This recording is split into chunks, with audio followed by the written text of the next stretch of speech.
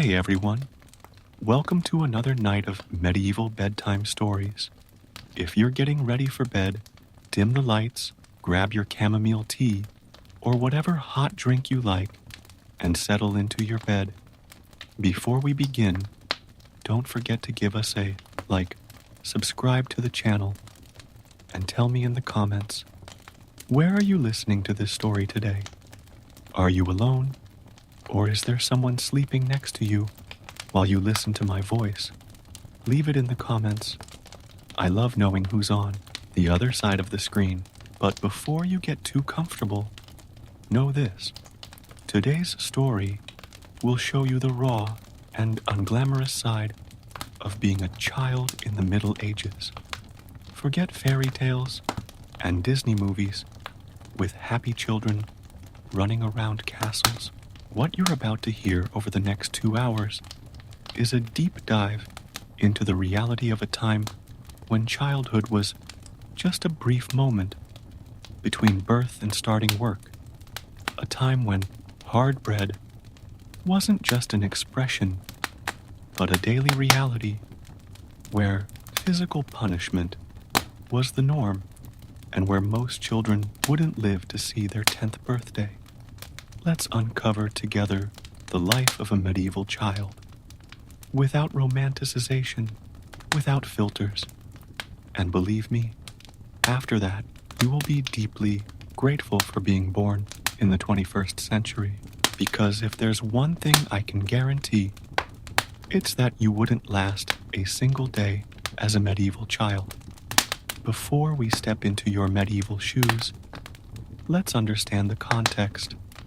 When we talk about the Middle Ages, we are referring to a period of approximately 1,000 years from the 5th to the 15th century, spread across Europe. And no, it wasn't just a time of gallant knights and princesses in towers. That's the romanticized version that movies, TV shows, and books sell us. The reality, a period marked by extreme social inequality, short life expectancy, about 30 years for those who were lucky, devastating diseases, constant wars, and a rigidly hierarchical society where your birth determined practically your entire destiny. For children, things were even more complicated. While today, we have child protection laws, educational toys, and hashtags like kids will be kids. In the Middle Ages, the concept of childhood, as we know it, simply did not exist. Children were seen as miniature adults, imperfect, immature versions that needed to be molded quickly to contribute to the family and society. The idea of a special phase of life, dedicated to development, play, and education, that's a modern thing, my friend. In the medieval world, you were considered an adult at the age of 7 for many purposes. Yes, you read that right. 7 years old. TV shows depict noble children studying with kind tutors and playing in castle gardens, while peasant children run happily through green fields. Ah, how Hollywood loves to lie to us. The truth is that noble children rarely saw their parents being raised by nannies and then sent to other homes as apprentices or pages. And peasant children, well, you'll soon find out what it really meant to be born into a peasant family in the 12th century. So, let's be honest here. Forget everything you've seen in Game of Thrones, Vikings, or any other period drama. The reality was much harsher, much dirtier, and much crueler than anything the ratings would allow on TV. Now, let's dive headfirst into the medieval world. You were born. Congratulations. That's quite an achievement, considering that about 30% of babies did not survive childbirth or died in the first weeks of life. There was no ultrasound, no prenatal testing, no sterile delivery rooms. Your mother gave birth at home, probably assisted by a local midwife and some women from the family or neighborhood. The room is dark, lit only by a few candles. The smell is a mixture of sweat, blood, and herbs that the midwife brought to aid in the delivery. You cry for the first time, and that's a good sign. Babies who didn't cry were considered weak and less likely to survive. Your umbilical cord is cut with a common knife, perhaps the same one used to cut meat or bread. You are washed with water that has been heated over a fire and wrapped in strips of cloth.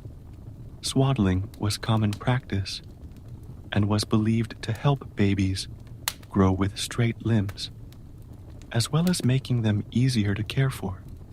If you were born into a peasant family, your mother probably returned to work in the fields. A few days after your birth, there was no maternity leave in the Middle Ages. Babies were often tied to their mothers' backs or left in the care of older siblings, sometimes children as young as 4 or 5. If you were born into a noble family, the scenario is different, but not necessarily better. Your mother probably won't breastfeed you. That's a job for a wet nurse, usually a peasant woman who has recently had a child of her own. After all, breastfeeding was considered beneath the dignity of a noble lady. You'll see your mother briefly, perhaps once or twice a day, when she comes to check that the wet nurse is taking good care of you. What's more, your birth isn't celebrated with gender reveal parties or baby showers. In fact, given the high infant mortality rate, many families waited to see if you would survive before investing too much emotionally.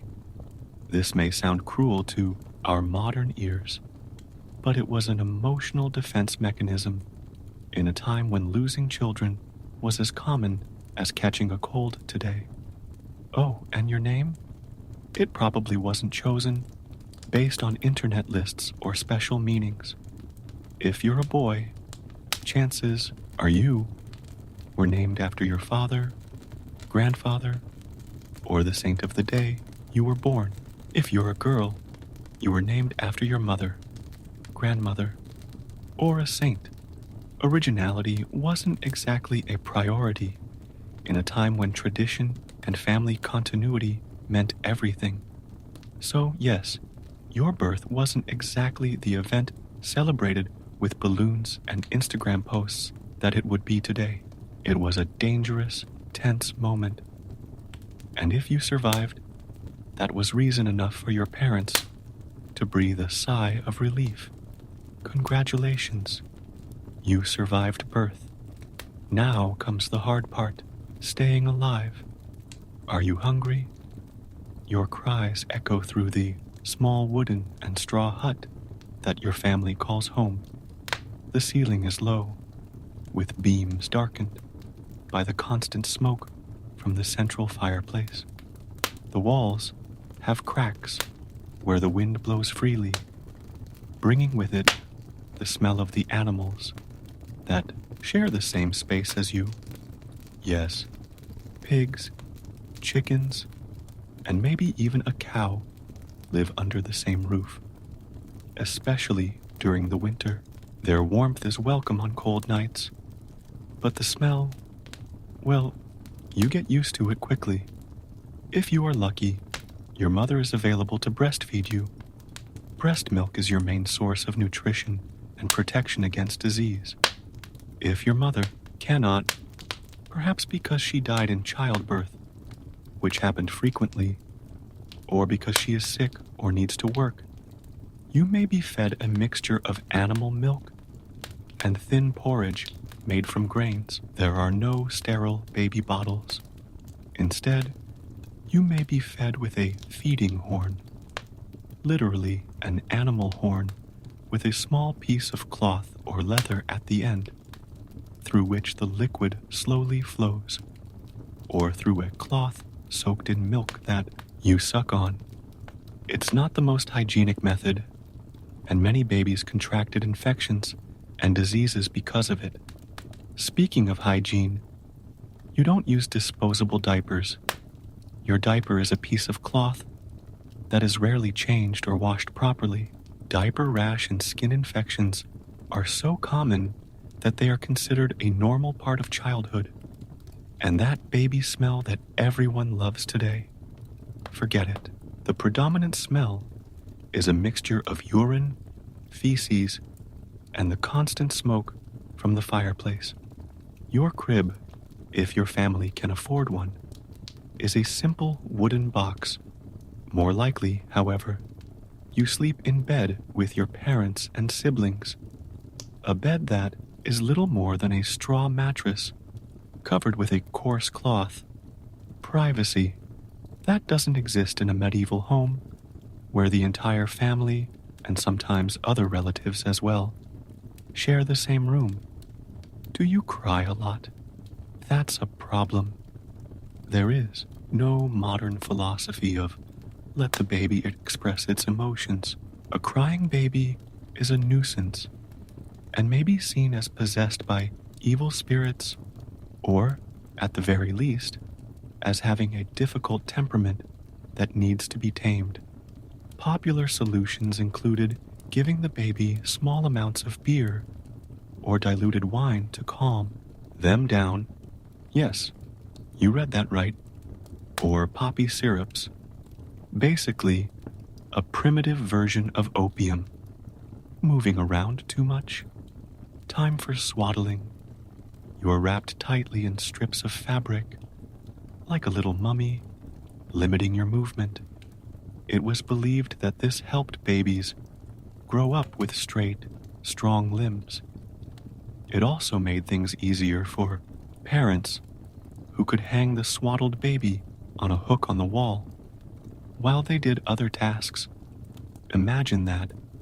You, wrapped up like a cocoon, hanging on the wall like a coat. What about stimulation for development? Educational toys? Quality time? None of that. If you were lucky, you might get a rattle made from a dried pig's bladder with stones inside, or a simple rag doll if you were a girl. But more likely, the only stimulation you got was what you observed from the world around you. The constant work, the adult conversations, the animals, nature. Let's be honest, your early years are mainly a struggle for survival.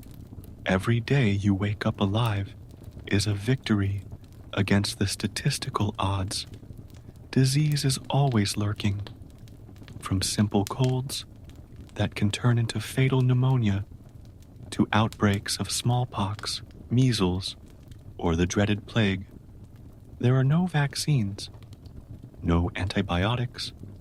Medicine consists mainly of herbs, prayers, and a lot of luck. What's more, you're not exactly the center of attention in your family. Your parents have work to do, fields to plow, animals to tend, food to prepare, clothes to weave. You're just another mouth to feed until you can become another pair of hands to help out. The concept of quality time with your children simply doesn't exist. In short, your early years are an endurance test. If you've made it to age 5, congratulations. You've survived some of the most dangerous stages of medieval life. Now get ready, because work is about to begin. You just turned 5. At a modern birthday party, there would be cake, presents, and a party themed after your favorite TV show. On your medieval birthday, maybe, if you're very lucky, you'll get an extra piece of bread, or, if your family is exceptionally prosperous, a small sweet made with honey. More likely, the day will pass without any special recognition. Calendars are not common items in medieval homes, and many peasant families don't even know exactly when their children were born, only the approximate season. But there is a significant change happening. You are now old enough to contribute significantly to the family's survival. Your body is still small, your hands are still clumsy, but that doesn't matter. It's time to work. If you are the child of peasants, your day begins before sunrise. The rooster crows, and you should already be up. There is no hot shower, no strawberry-flavored toothpaste. You wash your face, maybe, with cold water from a bucket, and eat a breakfast consisting of a piece of hard rye bread, literally rock hard sometimes, perhaps with a little cheese, or milk, if your family has a cow. The bread is nothing like what you know today. It is dark, dense, often full of impurities, such as small stones from the mill, insects, or even ergot, a fungus that can cause hallucinations. This bread is your main source of calories, and you eat it at every meal, every day, for your entire life. Your mother or father quickly assigns your tasks for the day. Go feed the chickens, then collect the eggs, and don't break any this time, or you'll go to bed without dinner. Take the sheep out to graze in the common field. Keep an eye out for wolves and thieves, and don't lose any sheep like last time. Go gather firewood in the forest. We need enough for tonight's fire. The pigs need to go to the forest to eat acorns. Take them there and bring them back before nightfall. Your tasks are tailored to your size. You're small enough to squeeze into tight spaces, light enough not to sink into muddy ground, agile enough to chase runaway chickens. You're a valuable tool precisely because of your size. If you are the child of urban artisans, say a blacksmith, a carpenter, or a weaver, your day is not much different. You wake up early and start helping out in the family workshop. Perhaps you stoke the fire in the forge, sort tools, sweep up wood shavings, or learn to handle the threads on the loom. Your father or master, if you've already been sent out as an apprentice, shouts instructions and corrections. Your mistakes are punctuated with slaps on the back of the head or blows to the legs with a stick. Faster, boy. Those bellows need to keep the fire going. No, not like that. You're wasting precious wood. Do it right, or you'll feel the weight of my hand. Look how uneven the thread is. Do you think anyone will buy fabric like this? Do it again. What if you were born into a noble family? Don't think you can escape work. Boys begin basic training with wooden weapons, learning posture, discipline, and the rudiments of the art of war. Girls learn to sew, embroider, manage a household, and the behaviors appropriate for a lady. Training is strict, etiquette is complex, and punishments for mistakes are severe. You may have better clothes and more food, but the freedom to simply be a child, that doesn't exist for anyone. For everyone, regardless of social class, formal education as we know it today is virtually non-existent. If you are lucky and a boy from a wealthy family, you may learn to read and write with a tutor or at a monastic school. If you are a noble girl, you may learn the basics of reading and writing, but the focus will be on the feminine arts. If you are the child of peasants, forget it. Your education is practical. How to plant seeds at the right depth. How to tell when an animal is sick. How to predict the weather by the clouds. How to survive And there's more. Your workday isn't 8 hours long. You work from dawn to dusk, which, depending on the season, can mean 10 to 16 hours a day. There are no weekends, no school vacations. The only rest comes on the church's holy days, which are relatively frequent. But even on those days, there are tasks to be done. The work is hard, monotonous, and often dangerous. Children drown in rivers while washing clothes, fall from trees while gathering fruit, are trampled by animals, cut themselves with sharp tools, and burn themselves in ovens and fireplaces. Accidents are common, and medical care is rudimentary at best. So yes, at age 5, you're essentially a full-time worker. Your childhood, in the modern sense, is over before it even began.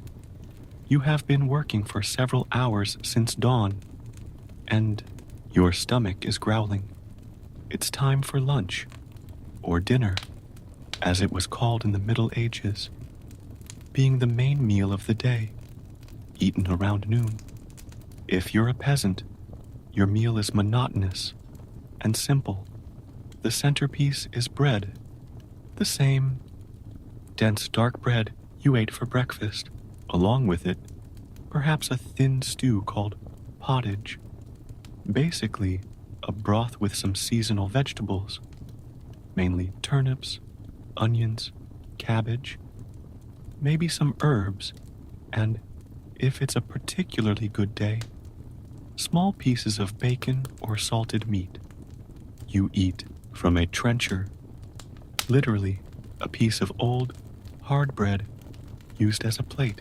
After you've eaten the stew that was served on it, you eat the trencher itself if you're still hungry, or it's given to the pigs, or the poor if it's too hard even for your young teeth. There are no individual cutlery. Your family shares a wooden spoon for the stew, and you use your hands for the rest. There are no napkins. You wipe your hands on your clothes, or perhaps on a piece of bread. Hygiene, as we know it today, simply does not exist. Drinks water from local springs or wells, often contaminated. Milk, which spoils quickly without refrigeration. Or more commonly, weak beer. Yes, you read that right. Beer. Children drink beer regularly, although it is a low-alcohol version called small beer. It is safer than water in many places and provides precious calories. If you live near the sea or rivers, there may be fish. If your family is lucky enough to own chickens, there may be eggs occasionally. Fruits and nuts are seasonal and precious. Honey is the main sweetener, but it is expensive and used sparingly. Hunger is your constant companion, especially in late winter and early spring, when the previous autumn's stores are running low and the new harvest has not yet arrived. This period, known as the starving time, is when the most fragile children often succumb to malnutrition and related diseases. If you are the child of urban artisans, your diet may be slightly better, with more variety thanks to city markets. Still, bread remains the staple food, supplemented by more animal protein, and perhaps dried fruits imported from distant regions. And if you were born into the nobility, well, then the story is different. Your table has meat in abundance, venison, wild boar, rabbit, various poultry. Bread is made from refined wheat flour, white and soft, in contrast to the dark bread of the peasants. There are exotic spices such as pepper, cinnamon, and nutmeg, imported at great expense from the East. You may even have access to fruits, such as oranges and lemons on special occasions. But even among the nobility, the medieval diet has its problems. The obsession with spices often serves to mask the taste of meat that has already begun to spoil. Food preservation is a constant challenge without refrigeration. Gout, a disease caused by excessive consumption of meat and alcohol, is common among the nobility, even affecting children. What's more, the Catholic Church imposed strict dietary rules. About a third of the year was spent fasting or abstaining, when meat and animal products were forbidden.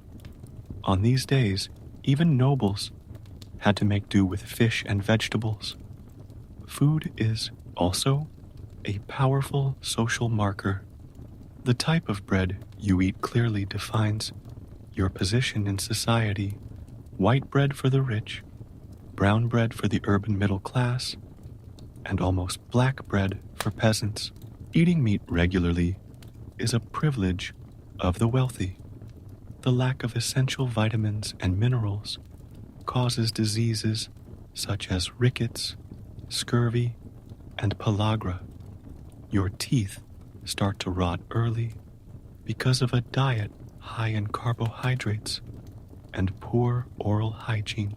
Your growth is likely stunted by chronic malnutrition. The average height of a medieval adult man was about 6 inches shorter than the average today. Let's be honest, for most medieval children, food is more a matter of survival than pleasure. You eat to have enough energy to work harder, not for taste or balanced nutrition. The concept of children's food does not exist. You eat exactly what adults eat in the amount that your social status allows. So yes, stale bread isn't just an expression when we talk about the Middle Ages. It's the daily reality of your diet, the foundation that keeps your body functioning in conditions that we would now consider unacceptable for any human being, let alone a child. You spilled a bucket of milk. It was an accident. You tripped over a rock on your way back from the stable. But in your family's subsistence economy, that milk represented vital nutrition. Perhaps the difference between going hungry or not at the end of the week. The reaction is immediate. Your father grabs the birch rod that always stands by the door, a constant reminder of what happens when children make mistakes. The backs of your legs burn as the blows fall, one after another. There is no count, no predetermined limit. The punishment continues until your father decides you have learned your lesson. Children must be broken like horses, says a proverb from that time, or they will grow wild like animals. In the Middle Ages, discipline is not just about correcting behavior, it is about shaping the soul.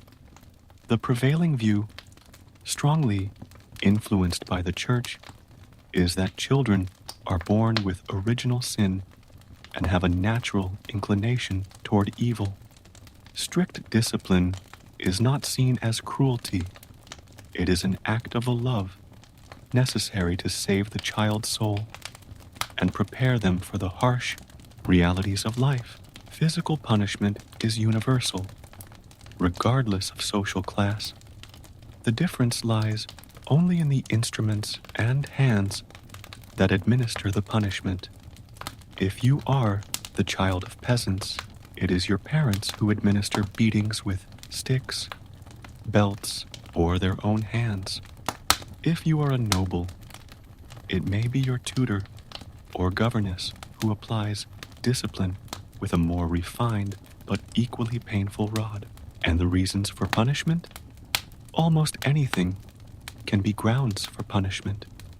Poor work, disrespect, real or perceived, laziness, lying, petty theft, blasphemy, disobedience, or simply being in the wrong place at the wrong time when an adult is in a bad mood. Monastic and cathedral schools, which mainly educate boys destined for the church or administration, are notoriously strict. A contemporary account describes how students were regularly flogged, even when they did well, so that they would remember the pain and not sin in the future. Physical punishment is not only permitted, it is actively encouraged. A medieval manual on child rearing advises, if your child cries, beat him. If he still cries, beat him harder until he stops. The logic is that children must learn to endure suffering in silence, a skill considered essential for adulthood. And it's not just physical punishment. Public humiliation is a powerful disciplinary tool. Children who make mistakes are often forced to wear symbols of shame, such as a dunce cap for those considered stupid, or are exposed in the public square alongside adult criminals. There are also specific punishments for specific offenses. Lying can result in having your tongue rubbed with salt or vinegar. Stealing can mean having your hands tied for days. Blasphemy can lead to having your mouth washed out with lye soap, a caustic substance that burns the tongue and gums. Even childish pranks are grounds for punishment if considered inappropriate or dangerous. Play is viewed with suspicion by the church and many adults. It is believed that busy hands engaged in productive work keep children from sin. Age is no protection against the severity of punishment. Children aged 5 or 6 receive punishments that we would now consider appropriate only for adult criminals. There is no adjustment for age, only a slight reduction in the physical force applied. What about abuse?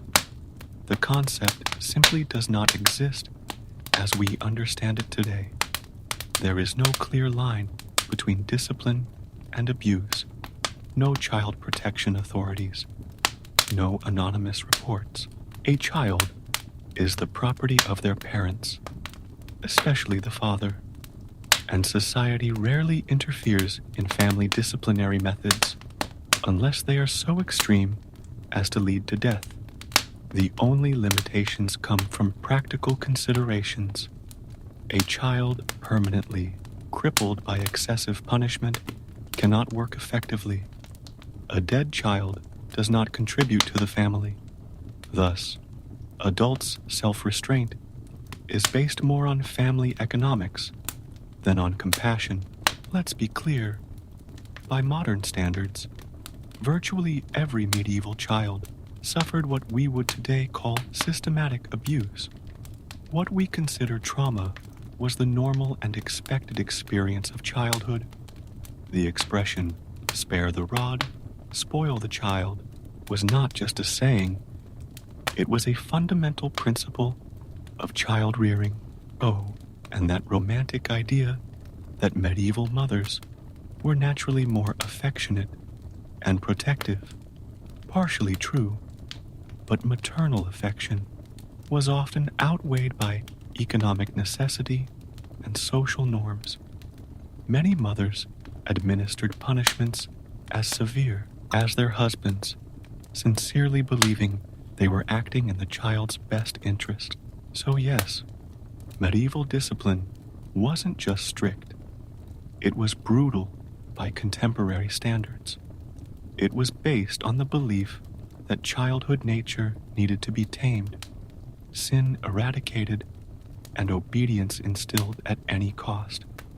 The rod was rarely spared, and children were rarely spoiled with kindness or understanding. You wake up in the morning and reach for your clothes, the same ones you took off the night before, the same ones you wore yesterday, and the day before yesterday. and last week, washing clothes is labor-intensive work that requires soap, an expensive item made from ashes and fat, lots of water, which often has to be carried from far away, and time, which could be spent on more pressing tasks. That's why most people, in the Middle Ages, wash their clothes only a few times a year, maybe at Easter and Christmas, if they're lucky. If you're the child of peasants, your clothes are made of coarse wool or rough linen woven at home.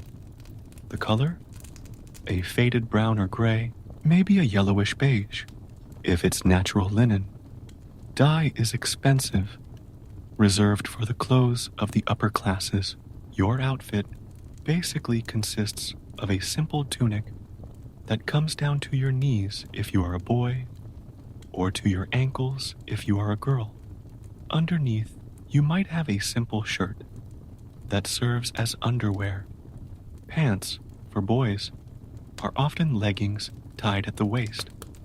Your feet, if you're lucky, rustic leather shoes that hurt and weren't made specifically for your size. More likely, you're barefoot during the warmer months, developing thick calluses that serve as natural protection. In winter, wooden clogs or shoes lined with straw offer some protection from the freezing cold.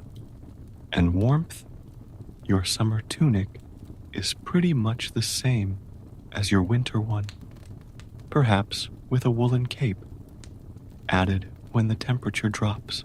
There are no specific clothes for different seasons. You simply add more layers when it gets cold. Cold is a constant during winter.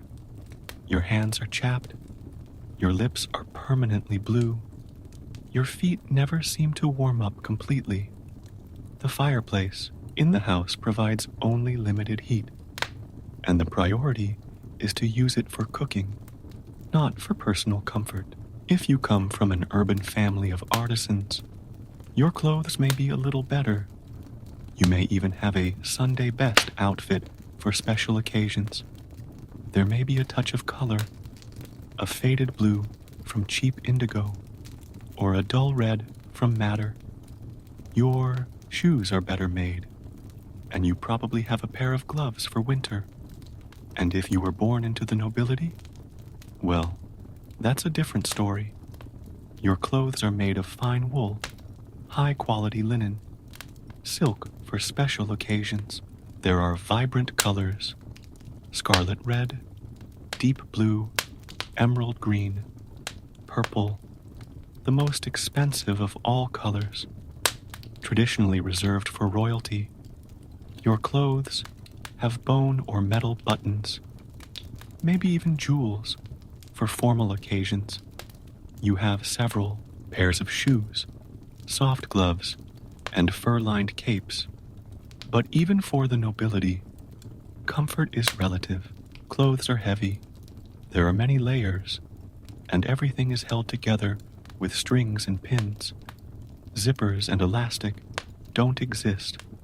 Using the bathroom requires taking apart practically the entire outfit. And there's more. Lice and fleas are constant, companions of all social classes. Your clothes are a veritable ecosystem for these parasites. Constant itching is so normal that you don't even notice it anymore. Skin diseases, such as scabies and impetigo, are common, aggravated by poor hygiene and constant contact with dirty fabrics. Their smell? By modern standards, they stink. Everyone stinks. A full bath is rare, perhaps a few times a year. Daily hygiene consists of washing the face and hands, and even that is not consistent. Sweat, dirt, and body odors accumulate on clothing, creating an aroma that would be unbearable to modern noses, but at the time was simply the normal smell of human beings. Young children face an additional challenge: Toilet training is a vague concept in the Middle Ages. Infants and young children often wear clouts, ancestors of modern diapers made of absorbent fabric that is rarely changed as often as necessary.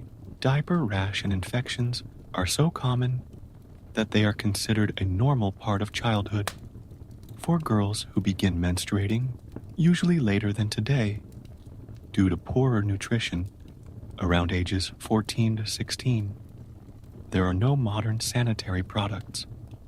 Reusable cloth rags are the norm, washed infrequently and often causing infections. This is one of many reasons why reproductive tract infections are so common among medieval women. Let's be honest, if you, with your modern sensibilities, were transported back to the Middle Ages, the visual impact would be less shocking than the olfactory one. The smell, a mixture of human sweat, urine, feces, smoke, animals, and rotting food, would possibly be the hardest thing to bear. So yes, medieval clothing was not only uncomfortable and ill-fitting, it was a veritable incubator for parasites and disease, rarely washed and worn until it literally fell apart. When it finally became unusable as clothing, it was turned into rags for other uses or shredded to make new garments. Nothing was wasted in a world where every resource was precious and limited.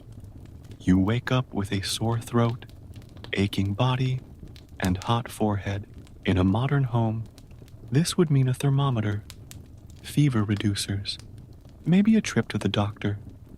In your medieval reality, your family's reaction is a mixture of pragmatic concern and resignation. Disease is a constant part of life, and many children simply don't survive it. Your mother places her hand on your forehead and frowns. She quickly makes the sign of the cross and murmurs a prayer to Saint Blaise, patron saint of throat ailments. Then she goes to the corner of the house where she keeps her few home remedies: dried herbs, honey, vinegar, a few ointments. The first treatment, probably an herbal infusion, perhaps sage, known for its properties against throat infections, or calendula to reduce fever. Along with this, a protective amulet may be placed around his neck, perhaps a small bag containing herbs, or a religious medal. If you are from a peasant family, this is probably the limit of your medical treatment. There are no doctors for the poor, no accessible hospitals. The only options beyond home remedies are the local healer, often a woman with knowledge of herbs, frequently viewed with suspicion by the church, or the parish priest, who can offer prayers and holy water. If your condition worsens, the community may recommend treatments based on superstition and religion, bloodletting to restore the balance of humors, purgatives to expel evil spirits, or pilgrimages to relics of saints known for miraculous cures. For a simple sore throat, you will probably recover. But what if it is something more serious? Measles, smallpox, diphtheria, influenza, all are common and often fatal diseases for medieval children. There are no vaccines, no antibiotics. A simple infection can quickly turn into septicemia and death. If you are the child of urban artisans or merchants, you may have access to a barber surgeon, professionals who perform everything from haircuts to amputations and bloodletting. Their methods are brutal by modern standards. Unsterilized instruments, no anesthetics other than alcohol or opium in extreme cases, and a limited understanding of human anatomy. And if you were born into the nobility, then you have access to doctors trained in medieval universities. But don't get too excited. Medieval medicine is based mainly on the writings of Galen and Hippocrates, which are over 1,000 years old. At the time, the theory of the four humors, blood, phlegm, yellow bile, and black bile, dominates medical thinking. Diseases were seen as imbalances of these humors, and treatments aimed to restore this balance through specific diets, bloodletting, and purgatives, even for the wealthy. Common treatments included bloodletting, removing blood from the body to balance the humors, cupping, placing heated cups on the skin to suck the disease out, purgatives, substances that induce vomiting or diarrhea to expel disease, trepanation, drilling holes in the skull to relieve pressure or release evil spirits. Yes, this was done on children. Medieval doctors used urine as their primary diagnostic tool, examining its color, smell, and even taste to determine the disease. Their remedies often contained ingredients that we now know to be toxic or ineffective: mercury, arsenic, animal excrement. What's more, many diseases had a spiritual dimension in the medieval mindset. Illnesses were believed to be divine punishment for sins, attacks by demons, or the result of witchcraft. A child with epilepsy might be seen as possessed by demons. One with birth defects might be considered marked by the devil. Infant mortality is alarmingly high. Approximately 30% of children die before their first birthday, and almost half do not reach adulthood. Families have many children precisely because they expect to lose several of them. This brutal reality creates a different relationship with death. It is a frequent visitor, expected, almost a constant companion. Epidemics are particularly devastating. The Black Death, which struck Europe in the mid-14th century, killed about a third of the population. Children, with their still developing immune systems, were especially vulnerable. In some communities, entire villages lost all their children in a matter of weeks. Injuries are also a serious problem. A simple fall can result in a fracture that, if not set correctly, leads to permanent deformity. Cuts can easily become infected in the absence of antiseptics. Burns, common in a world where children work near open fires, often result in severe scarring or death from infection. Malnutrition exacerbates all of this. A poorly nourished body has less resistance to disease.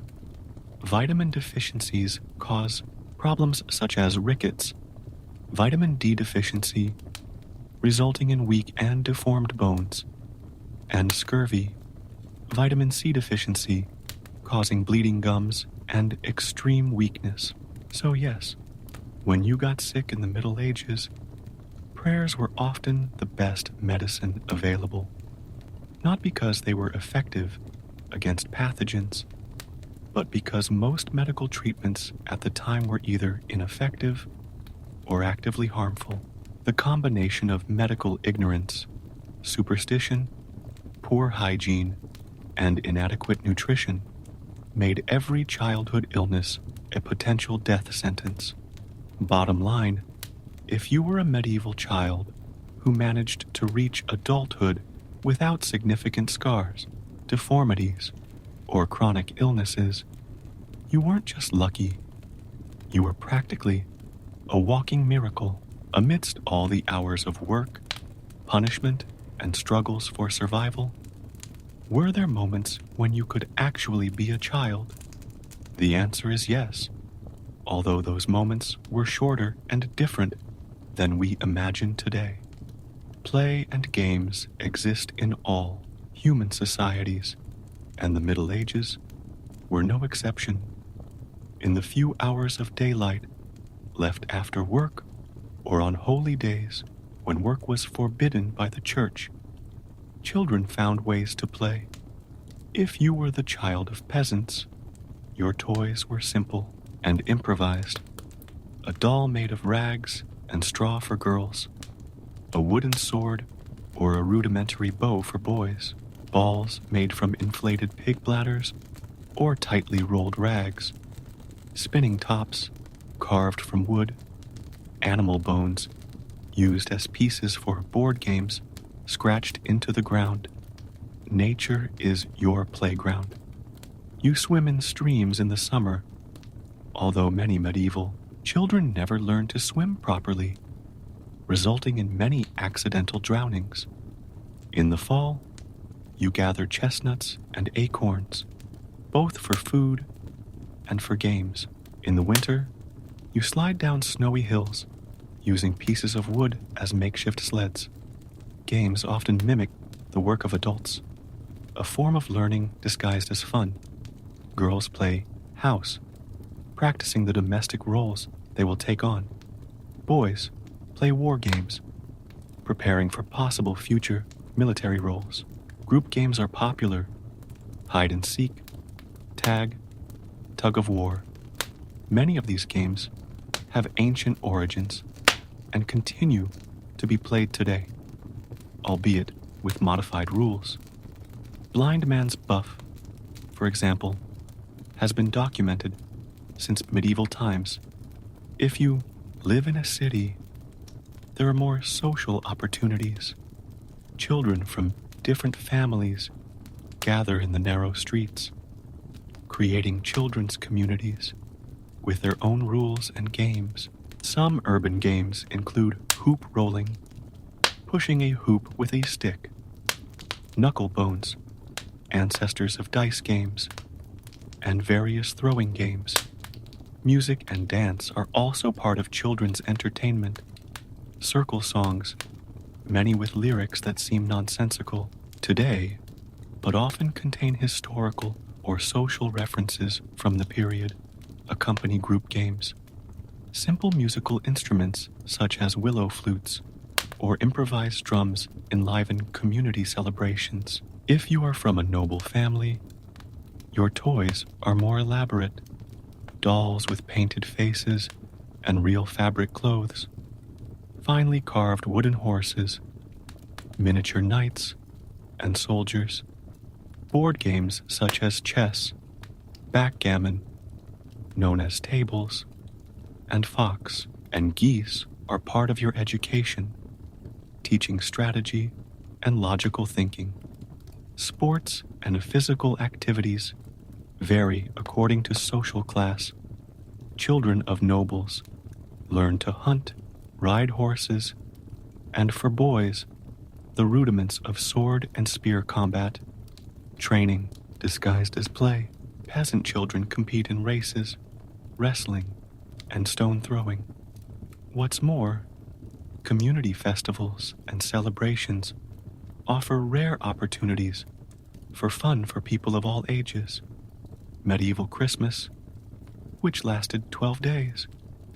Easter, May Day, harvest, festivals, and the days of local patron saints are times of relative abundance of food, music, dancing, and games. During these festivals, rigid social hierarchies occasionally relax. In celebrations such as the Feast of Fools or the Boy Bishop, when a young man was symbolically elevated to the position of bishop for a day, children could experience a temporary sense of power and importance. But even in play, dangers are present. Accidents are common. Trees falling during climbing, drowning in water games, injuries from improvised tools used as toys. Adult supervision, in the modern sense, rarely exists. Older children look after younger ones, while adults work. The church has an ambivalent relationship with children's play. On the one hand, games are seen as potentially sinful, distracting from prayer and productive work. On the other hand, some medieval theologians recognize the value of play for development, and many monastic schools include designated periods for recreation. Let's be honest, by modern standards, medieval childhood offers few opportunities for the free and creative play we consider essential to child development. Time is limited, resources are scarce, and expectations of adult behavior arrive early. Still, children are children in any era. Even in the most difficult circumstances, they find ways to play, imagine, and create moments of joy. That resilience, the ability to find fun amid hardship, is perhaps one of the most impressive lessons of medieval childhood for us today. So, yes, between hard work and struggles for survival, there were moments when you could truly be a child, brief, precious, and probably all the more valued precisely because they were so rare. You wake up before dawn, and your mother is already handing you a piece of stale bread for breakfast. Hurry up, she says. The cattle need to be taken to the communal pasture before the sun is high.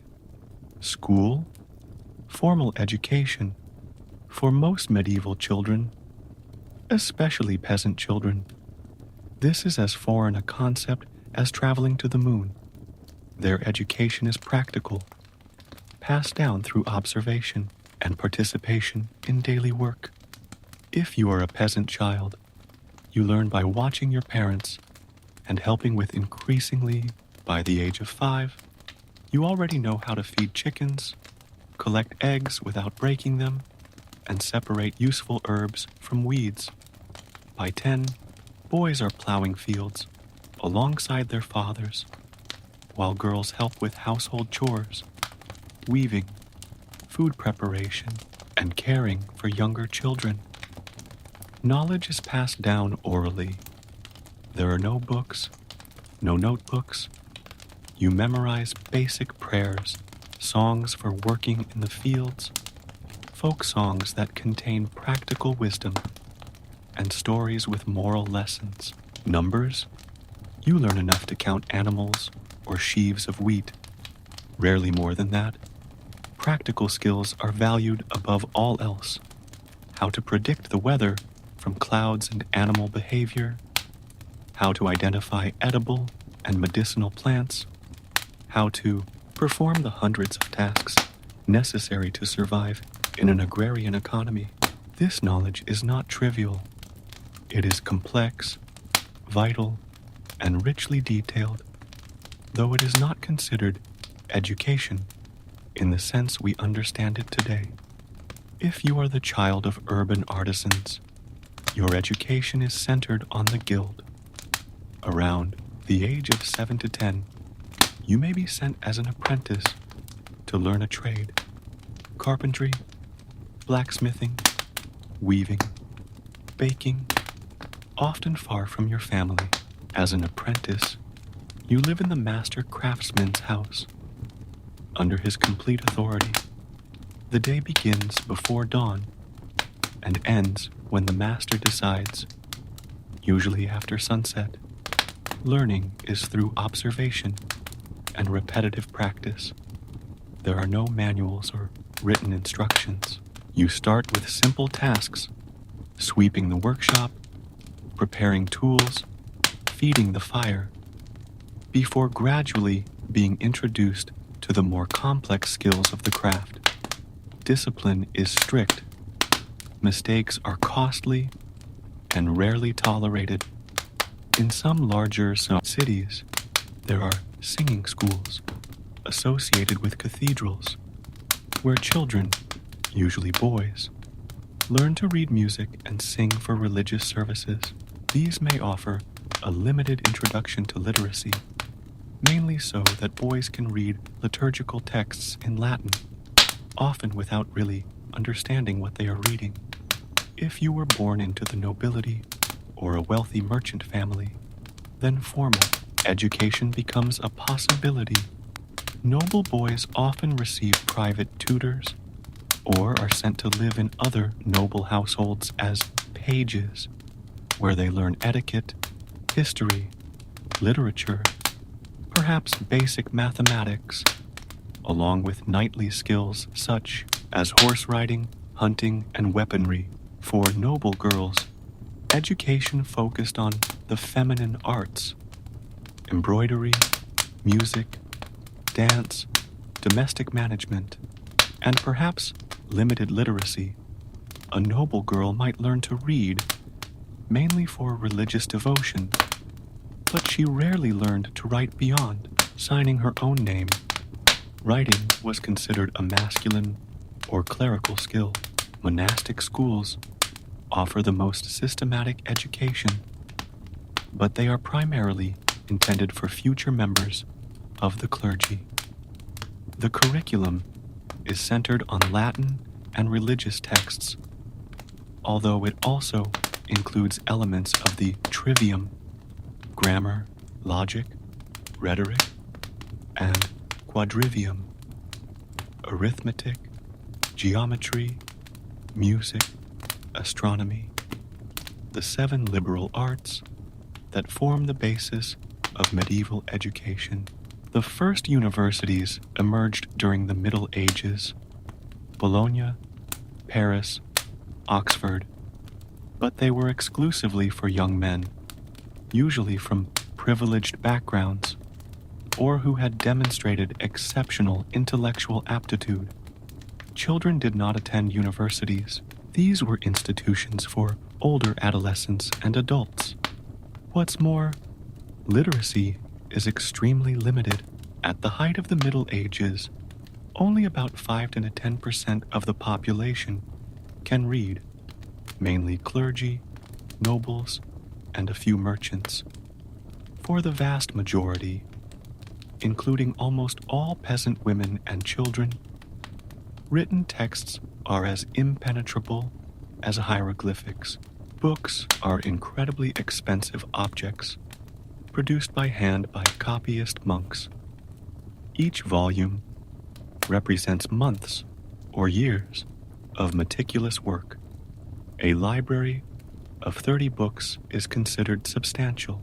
Children are rarely allowed to touch these treasures, let alone handle them freely. The language of formal education is Latin, not the vernacular languages that people actually speak in everyday life. This creates an additional barrier to knowledge, effectively reserving it for a small elite. Let's be honest, by modern standards, even the best medieval education would be considered terribly limited, dogmatic, and restrictive. Critical thinking is not encouraged. Memorization and repetition are the main methodologies. Knowledge is seen as something to be preserved and passed on, not questioned or expanded. Medieval education is intrinsically linked to religion. The church controls virtually all educational institutions, and the primary purpose of literacy is to enable access to religious texts. Questioning established dogma is not only discouraged, it can be dangerous.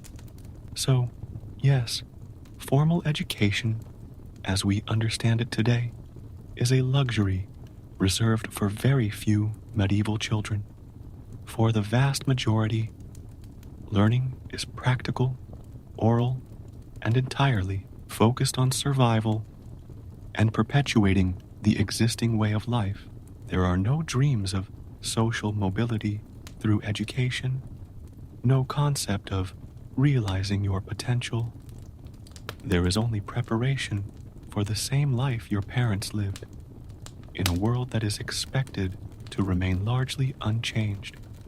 The sun has barely begun to rise, and your family is already awake. The one-room hut offers no privacy. You sleep in the same bed with your siblings, perhaps also with your parents. The concept of a child's room simply does not exist. This physical closeness defines medieval family relationships. But don't confuse this with the emotional intimacy we associate with the modern family. The medieval family is primarily an economic unit, a survival team where every member, including children, has a productive role to play. If you are the child of peasants, your relationship with your parents is marked by pragmatism. They value you, certainly, but mainly as extra hands for work, as security for their old age, as a continuation of the family line. Love exists, but it is rarely expressed in the demonstrative way we consider normal today. Families are large. Having 7, 8, or more children is not uncommon. However, due to high infant mortality, many children do not reach adulthood. This cruel fact shapes emotional relationships in ways that we find difficult to understand today. Parents maintain a certain emotional distance from babies and very young children as a psychological protection against the pain of losing them. Names illustrate this. In some regions, it is common for several children in the same family to share the same name. If John dies at age 2, the next child may also be named John. Names are often reused, a practice that seems macabre to us today, but reflects the brutal reality of the time. Family roles are strictly defined by gender. The father is the absolute authority, with almost total legal power over his children. The mother manages the home and children, but is always subject to her husband's authority. Boys follow their father to learn male jobs. Girls stay with their mother to learn domestic tasks. Age also defined rigid hierarchies. Older siblings had authority over younger ones, and often significant caregiving responsibilities. An 8-year-old might be responsible for the daily care of 2 or 3-year-old siblings, feeding them, dressing them, keeping them safe, while the adults worked. In peasant families, the extended family often lives together or very close by. Grandparents, uncles, cousins, all form a network of support and social control.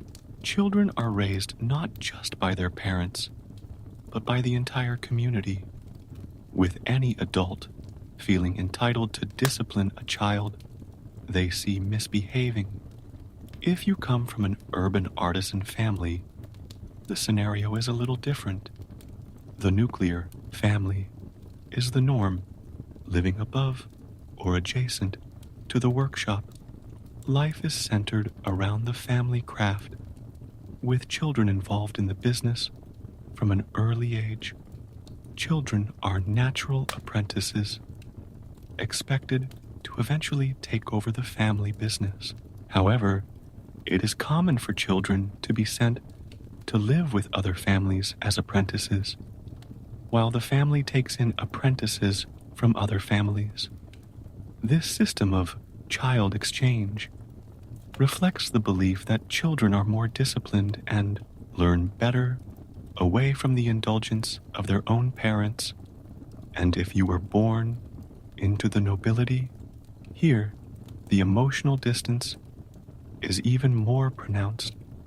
Noble babies are immediately handed over to wet nurses and then to governesses and tutors. You rarely see your parents, perhaps only on formal occasions. Around the age of 7, boys are often sent to other noble households as pages. Girls may be kept at home longer, but may also be sent to learn from ladies in other households or to convents. Marriage is another aspect that deeply shapes family relationships. Children, especially from noble families, may be promised in marriage while still in the cradle. Girls can legally marry at age 12, boys at 14, although marriage is often postponed until there is economic capacity to establish a new home. What's more, mortality does not only affect children. Mothers often die in childbirth, fathers in wars, accidents, or diseases. Families are constantly reconfigured by new unions after the death of spouses. You may have half-siblings, stepfathers, or stepmothers, forming complex blended families. Relationships between step-siblings and step-parents are not romanticized, as in Cinderella stories. They are practical relationships, often tense when it comes to inheritance and limited resources. Children from the first marriage often resent those from the second, especially if already scarce resources need to be divided even further. Orphans are common. It is estimated that about 1/3 of children lost at least one parent before the age of 15. If both parents died, children could be adopted by relatives, mainly for economic reasons, to access any property linked to the child.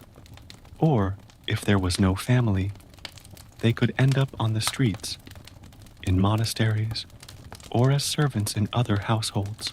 Let's be honest, by modern standards, medieval family relationships seem cold and utilitarian.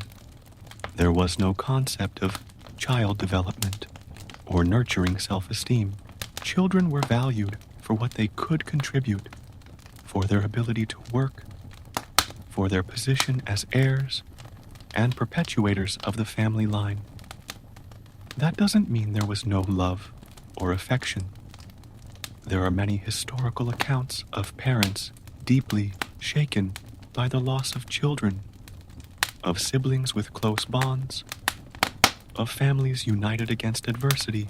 But these emotions were expressed in different ways, through practical acts of care, providing food, teaching survival skills, arranging a good marriage, rather than verbal displays of affection or concern for emotional well-being.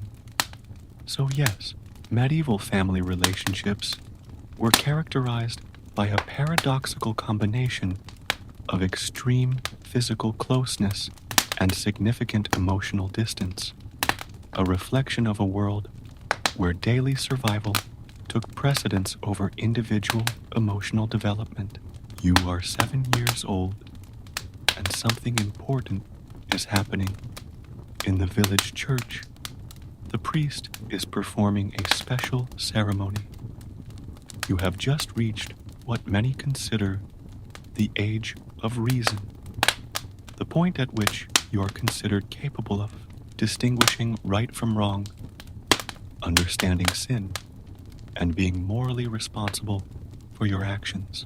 In the Middle Ages, there is no modern concept of adolescence as an extended period of transition between childhood and adulthood.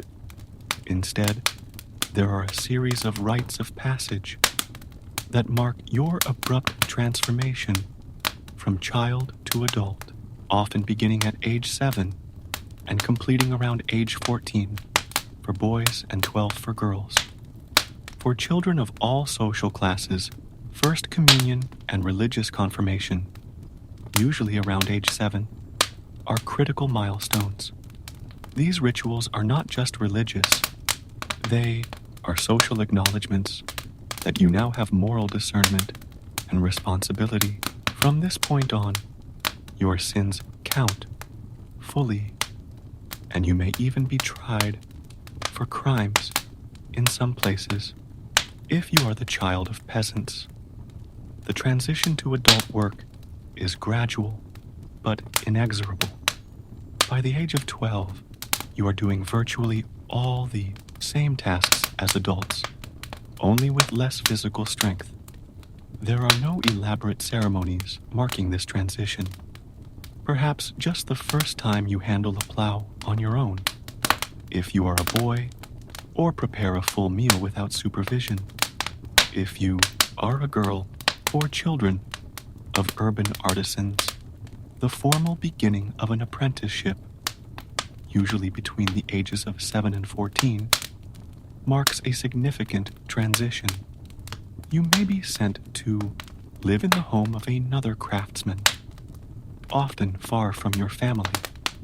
The apprenticeship contract is entered into with some formality, often with a small celebration. This is an important step toward eventual economic independence. Although the apprenticeship period can last 7 years or more, if you are a noble, the rites of passage are more elaborate and public.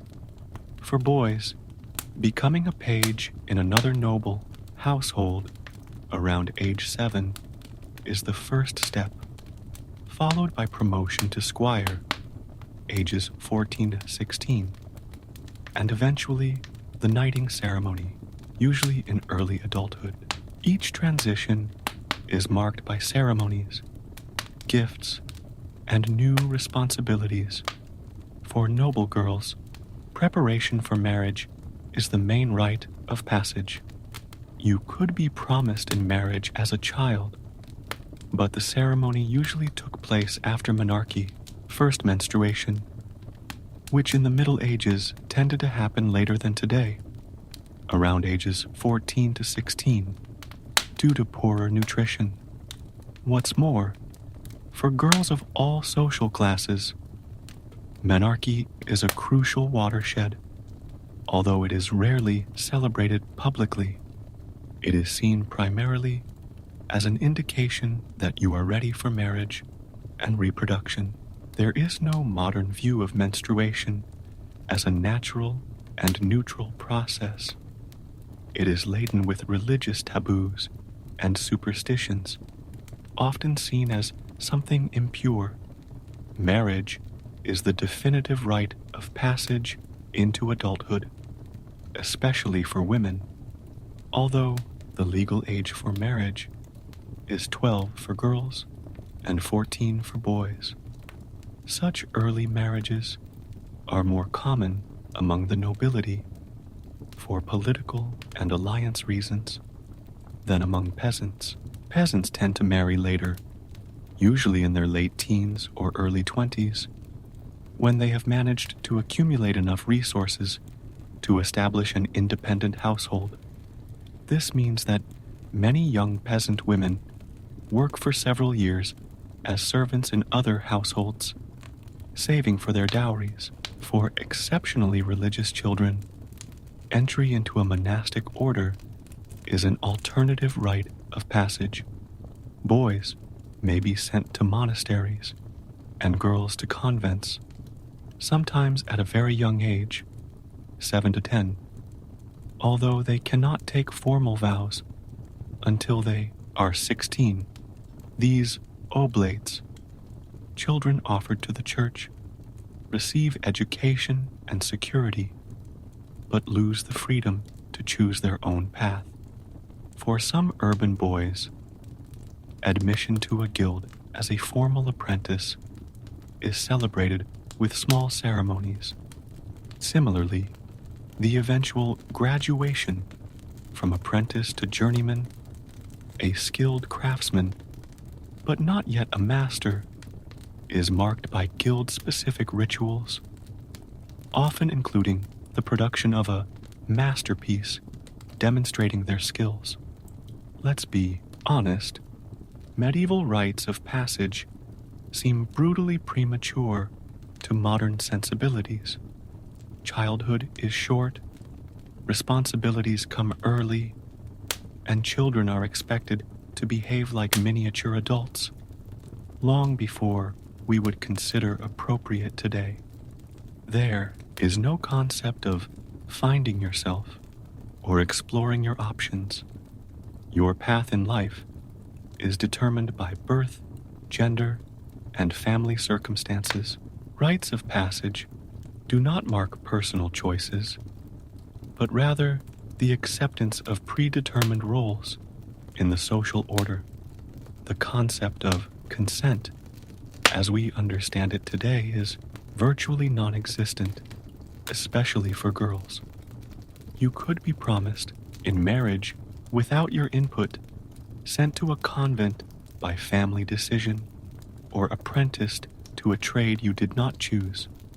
So, yes, growing up in the Middle Ages meant growing up fast, without the long period of self-discovery and gradual development that we consider essential today.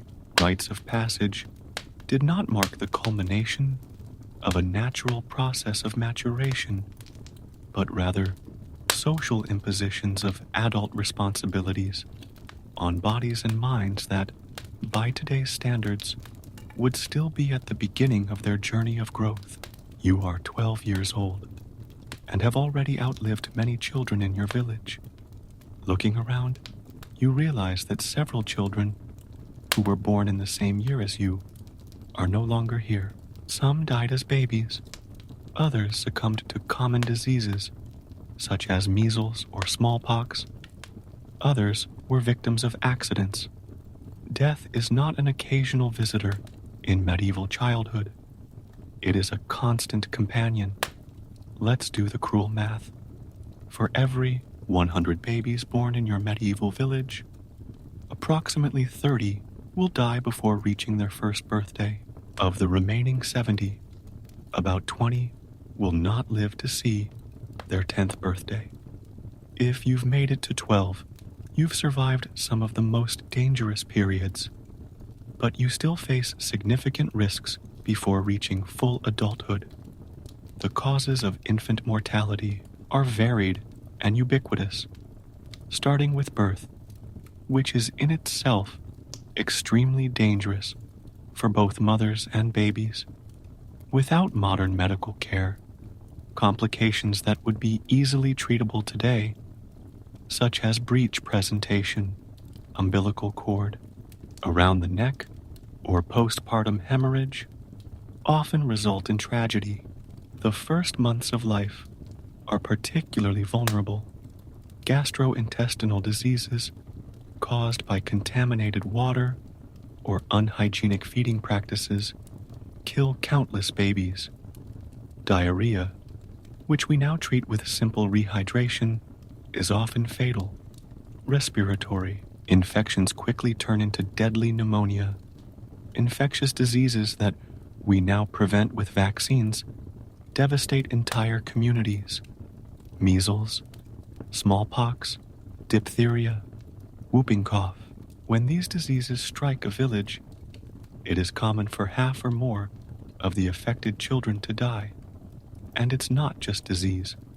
Accidents are extremely common in a world where young children are often left unsupervised while adults work, drowning in wells, streams, and lakes, falls from trees, roofs, and ladders, severe burns from open fireplaces, ovens, and hot work tools, injuries from sharp agricultural tools. Chronic malnutrition weakens children's bodies, making them less able to fight disease. Hunger is not uncommon, especially in the months before the new harvest, when the previous year's reserves are running low, the so-called hunger season. During these periods, it is children, along with the elderly, who suffer the most and die the most often. Social class differences dramatically impact survival rates. Children of nobles and wealthy merchants have significantly better diets, more sheltered housing, and less exposure to dangerous work. Even so, princes and princesses regularly die from diseases that we would today consider easily treatable. Children in urban areas face their own unique dangers. Medieval cities are incredibly unsanitary environments, with sewage running in open ditches in the streets, garbage piling up, and drinking water often contaminated. Epidemics spread quickly in densely populated urban environments. The bubonic plague, when it strikes a city, can kill 30 to 60% of the total population. Available medical treatments are often ineffective or actively harmful. Bloodletting further weakens already debilitated bodies. Purgatives cause dehydration in children already suffering from diarrhea. Medicinal herbs are mixed with superstition and practices that have no scientific basis. What's more, violence also takes its toll. Wars, invasions, and banditry are frequent realities. Children may be killed in attacks on villages, starve to death during sieges, or perish while fleeing conflict areas, even in times of relative peace. Domestic and community violence is endemic and occasionally fatal. In some places and periods, infanticide, especially of children with visible disabilities, born out of wedlock, or simply in families that cannot support another mouth, is a tragic reality, although officially condemned by the Church. Girls face additional risks once they reach reproductive age. Early marriage, at ages 12-16, followed quickly by pregnancy, exposes adolescent girls to the significant dangers of medieval childbirth. Many young mothers die giving birth to their first child. Let's be honest, if you were born in the Middle Ages, your chances of reaching adulthood are, at best, around 50-60%. And that's assuming you've already survived the most dangerous early years. If you made it to age 21, you're not just an adult by medieval standards. You're a survivor who has overcome obstacles that defeated many of your contemporaries. Every year of life is a victory against daunting odds. This brutal reality deeply shapes medieval psychology. Death is a constant presence, expected, almost banal in its frequency.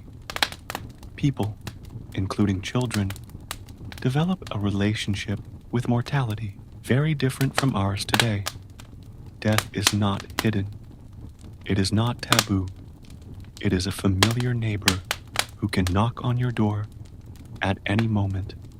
So yes, growing up in the Middle Ages is like participating in a cruel lottery where your chances are determined by a combination of luck, birth, and physical endurance.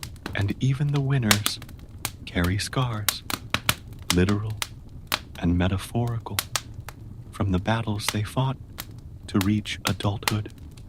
And here we are, coming to the end of our journey through medieval childhood. After everything you've heard in the last 2 hours, let's face the truth. You, with your modern sensibilities, your body accustomed to antibiotics, and your mind accustomed to comfort, would probably not last even a single day as a medieval child. You would wake up before dawn in a bed infested with fleas, eat a breakfast consisting mainly of bread so hard it would break your modern teeth, and be immediately put to work on tasks that we would consider dangerous even for adults today. If you made the slightest mistake, knocked over a bucket of milk, lost a sheep, or simply responded in a manner considered insolent, you would be beaten with a stick until your legs were covered in bruises and possibly bleeding. Your body, unexposed since birth to medieval pathogens, would quickly succumb to diseases against which children of the time had developed some resistance. With no antibiotics, no effective painkillers, and no basic hygiene, every scratch would be a potential gateway to fatal infections. Your mind, accustomed to constant stimulation, affirmation of your intrinsic worth, and the notion of individual rights would be completely unprepared for a world where you are valued primarily for your ability to work, where your opinion doesn't matter, and where immediate obedience is the only acceptable response to adult commands. And perhaps most difficult of all, you would have to watch as friends, siblings, and other children around you regularly fell ill, suffered, and died, without the luxury of prolonged mourning or psychological support. Life would simply go on because it had to. That's why, when we watch movies and TV shows with happy medieval children running through green fields, we must recognize that we are seeing a pleasant fantasy, not historical reality.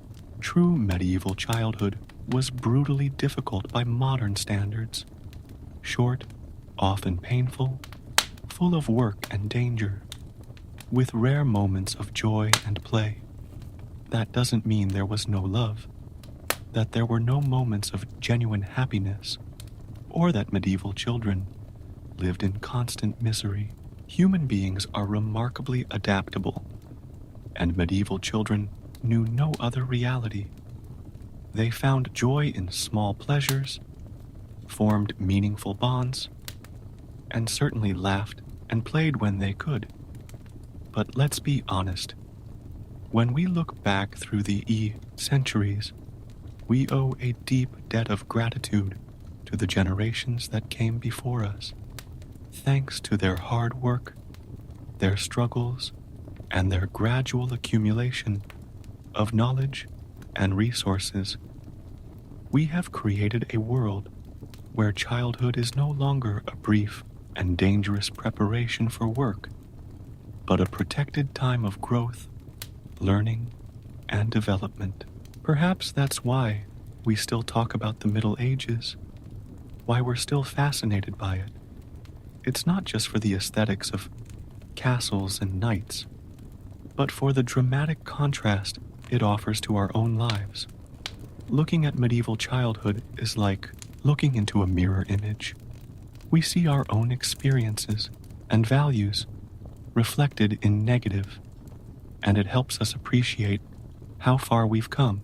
The next time you hear a child complaining about boredom, boring food, or too hard homework, you might smile and think silently, if only you knew what it was like to be a child in the Middle Ages.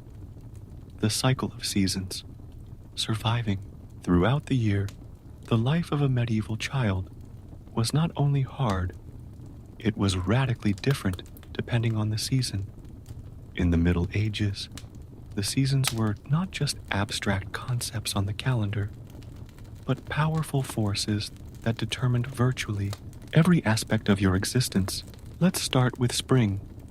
After a long and often hungry winter, spring brings momentary relief, but also a dramatic increase in work.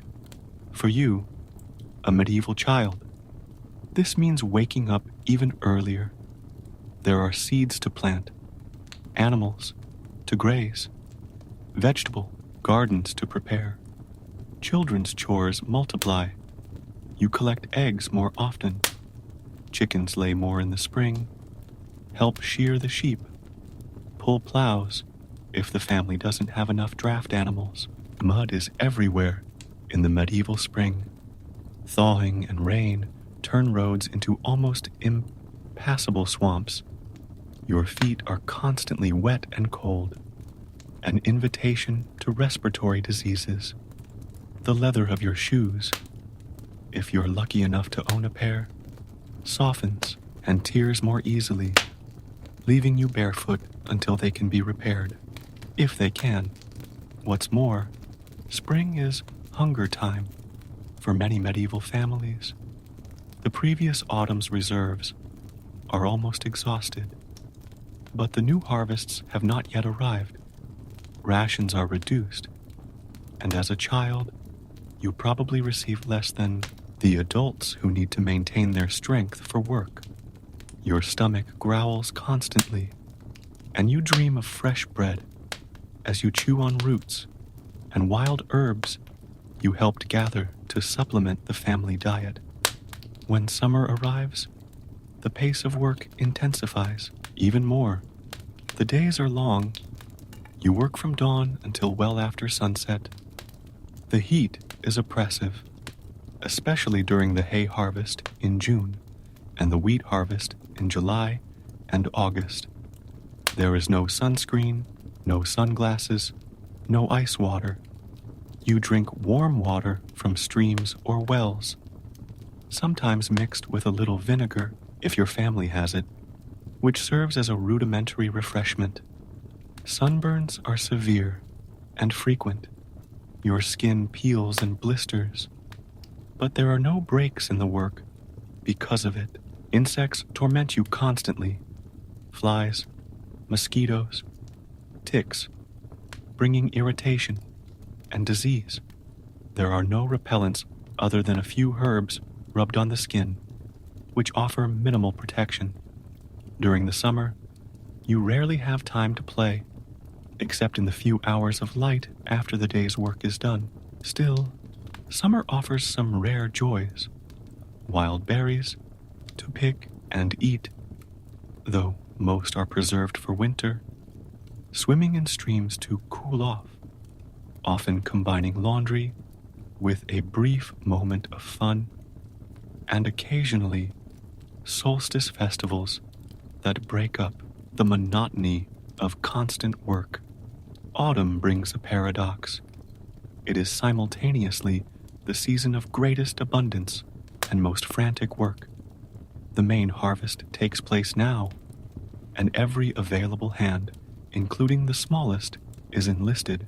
You spend entire days in the fields, gathering ears of corn that have fallen behind the adult reapers, helping to tie sheaves, carrying what your strength allows.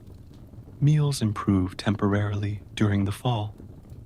There are fresh grains, fruits, nuts, and perhaps even a little more meat, as many animals are slaughtered before winter to avoid feeding them during the lean months. Your body, malnourished for most of the year, tries to store this extra energy for the difficult months ahead. But along with the relative abundance comes fear. You hear the adults talking about the predictions for winter. A poor harvest means almost certain starvation. Early storms can destroy crops still in the fields. Every rainy day during harvest causes anxiety. Every sunny morning is greeted with relief. Then winter arrives, the longest and hardest season in medieval life. The days are short. The nights seem endless. Darkness reigns. Candles and oil lamps are expensive luxuries, and most evening activities take place by the flickering light of the hearth. The cold penetrates everything. Your home has no effective insulation. The wind blows through cracks in the wooden or stone walls. The floor, usually dirt, remains frozen no matter how long the hearth burns. At night, you sleep huddled against your siblings and parents, not out of affection, but out of thermal necessity. Still, you wake often, shivering. In winter, your work changes, but it doesn't let up. Instead of working in the fields, you help process stored food, repair tools and clothing, and care for animals confined inside or near the house.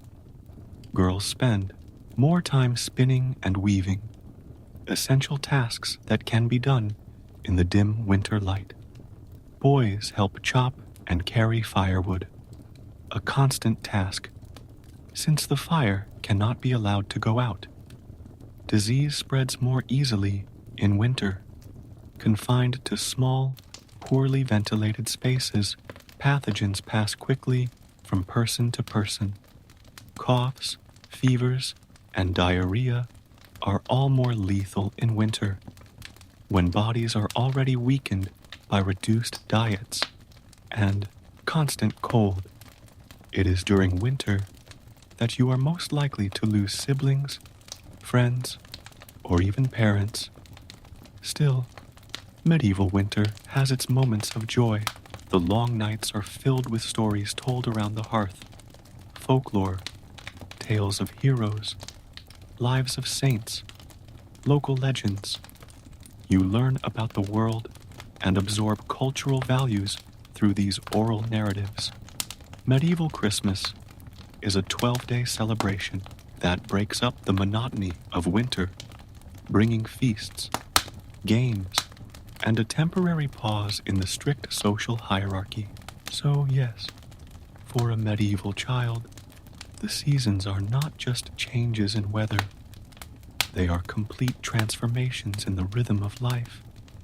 The challenges faced, the tasks performed, and even the chances of survival. Each season brings its own dangers and small joys in a cycle that you learn to anticipate and to which your body and mind must constantly adapt in order to simply stay alive. Beliefs and superstitions, a world of magic and fear. You wake up with a start in the middle of the night.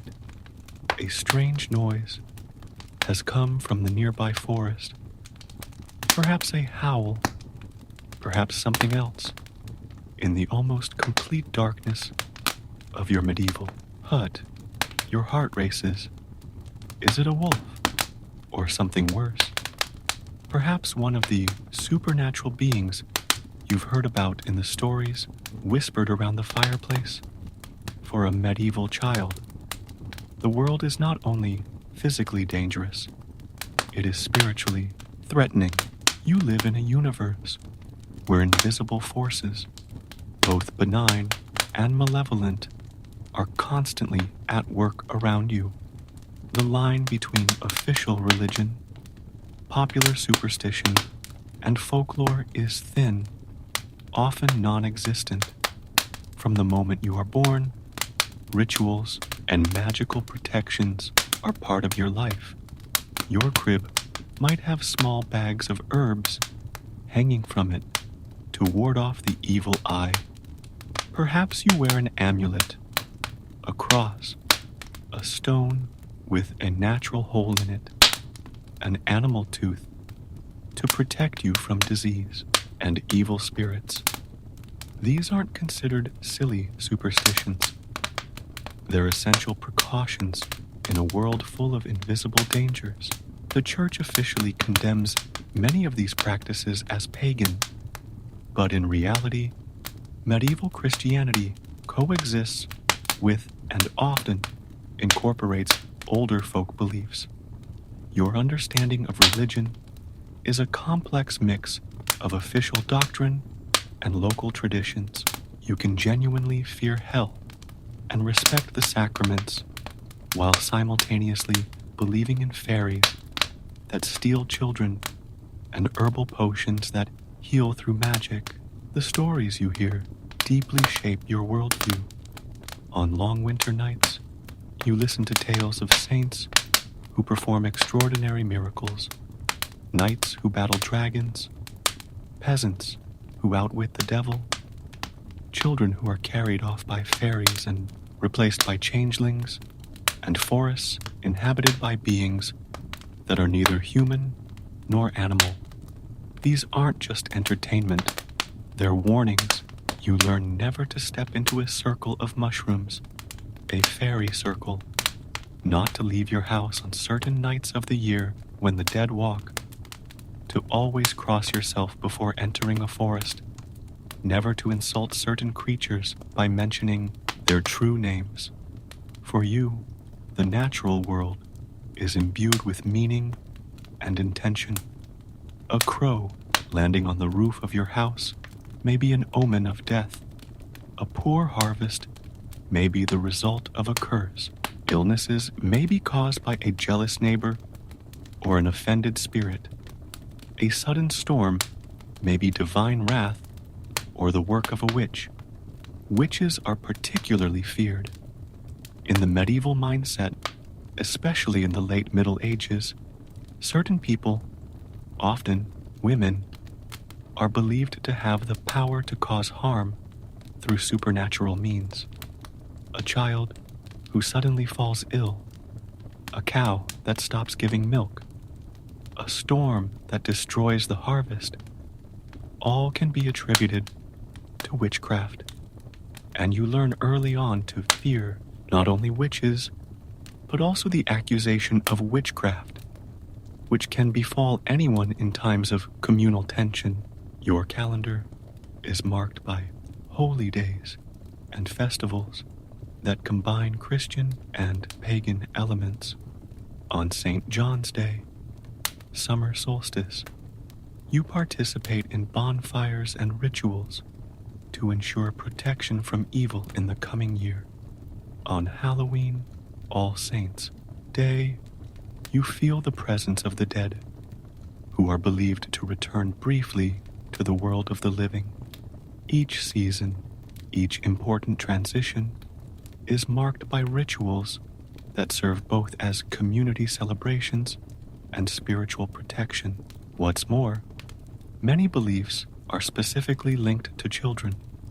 It is believed that unbaptized children are particularly vulnerable to supernatural beings. Newborns are never left alone before baptism, and protective amulets are placed in their cribs.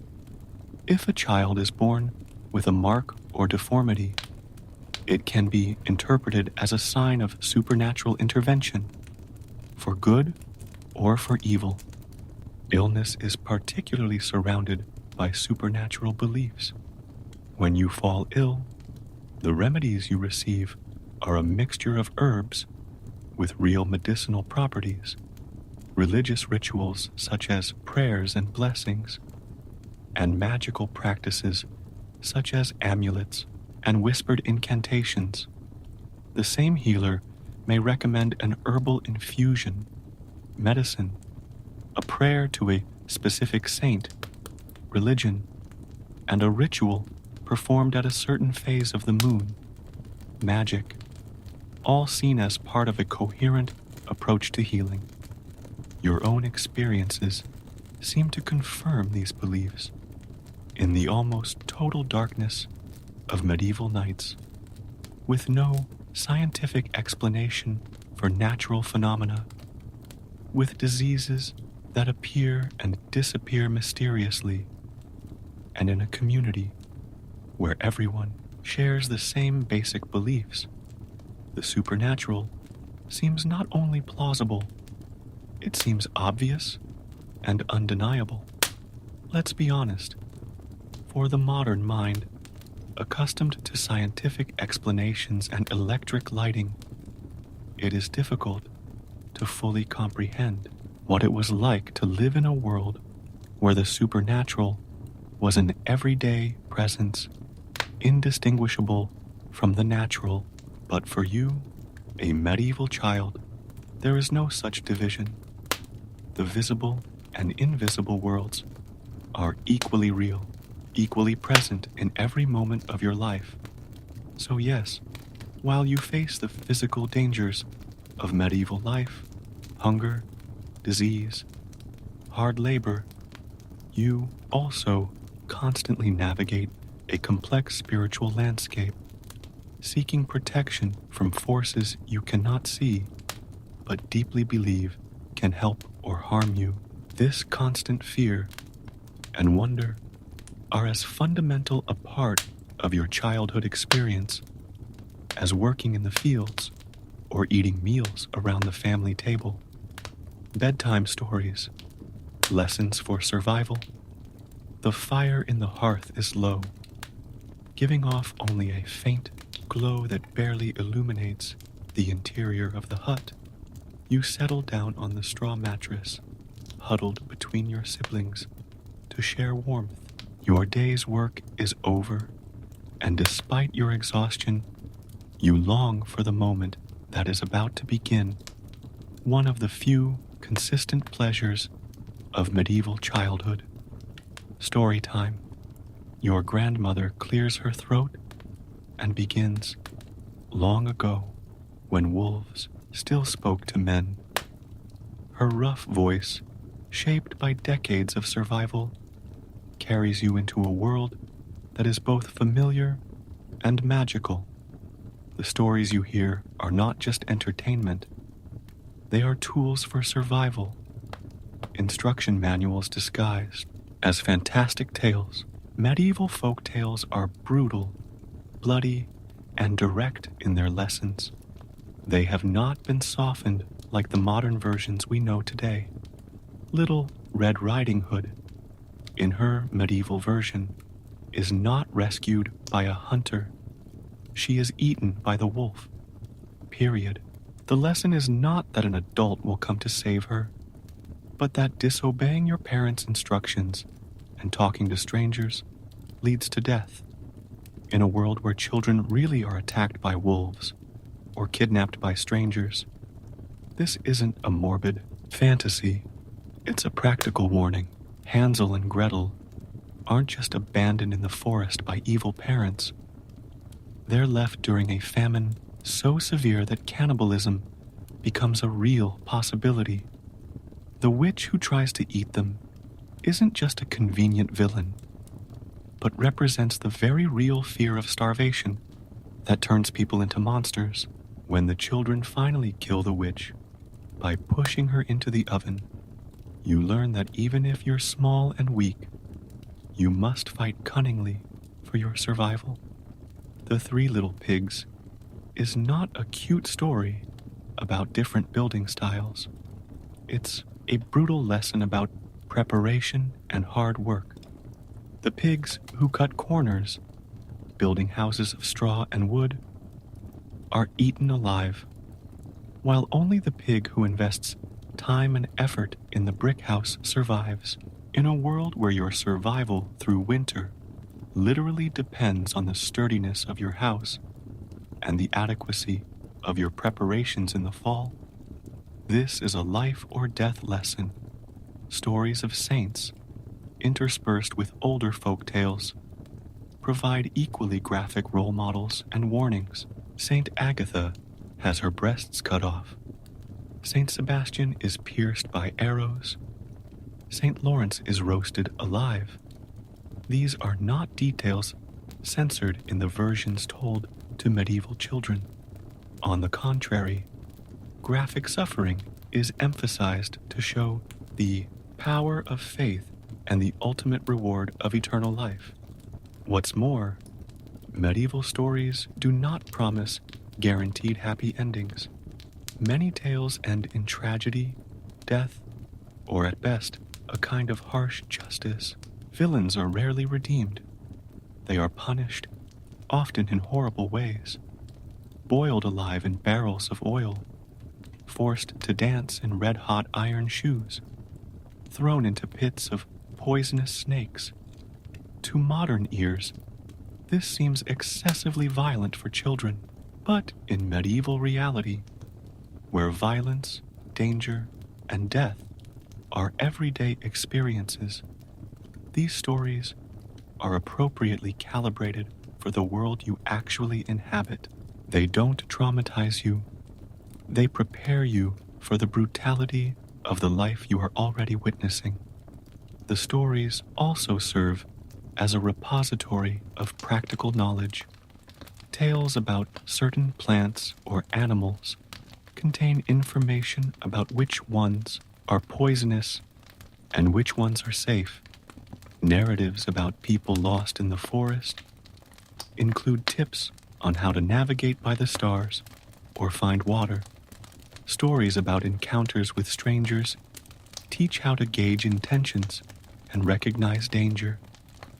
Repetition is key.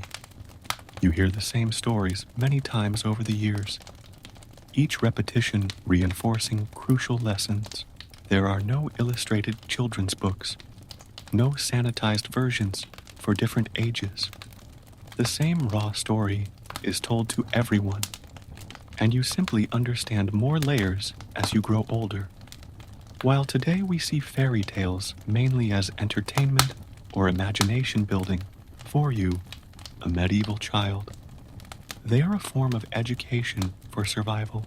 When your grandmother ends the story by saying, "And so, the boy who didn't listen to the warning was carried off by the goblins and was never seen again," you don't think, "What a scary story."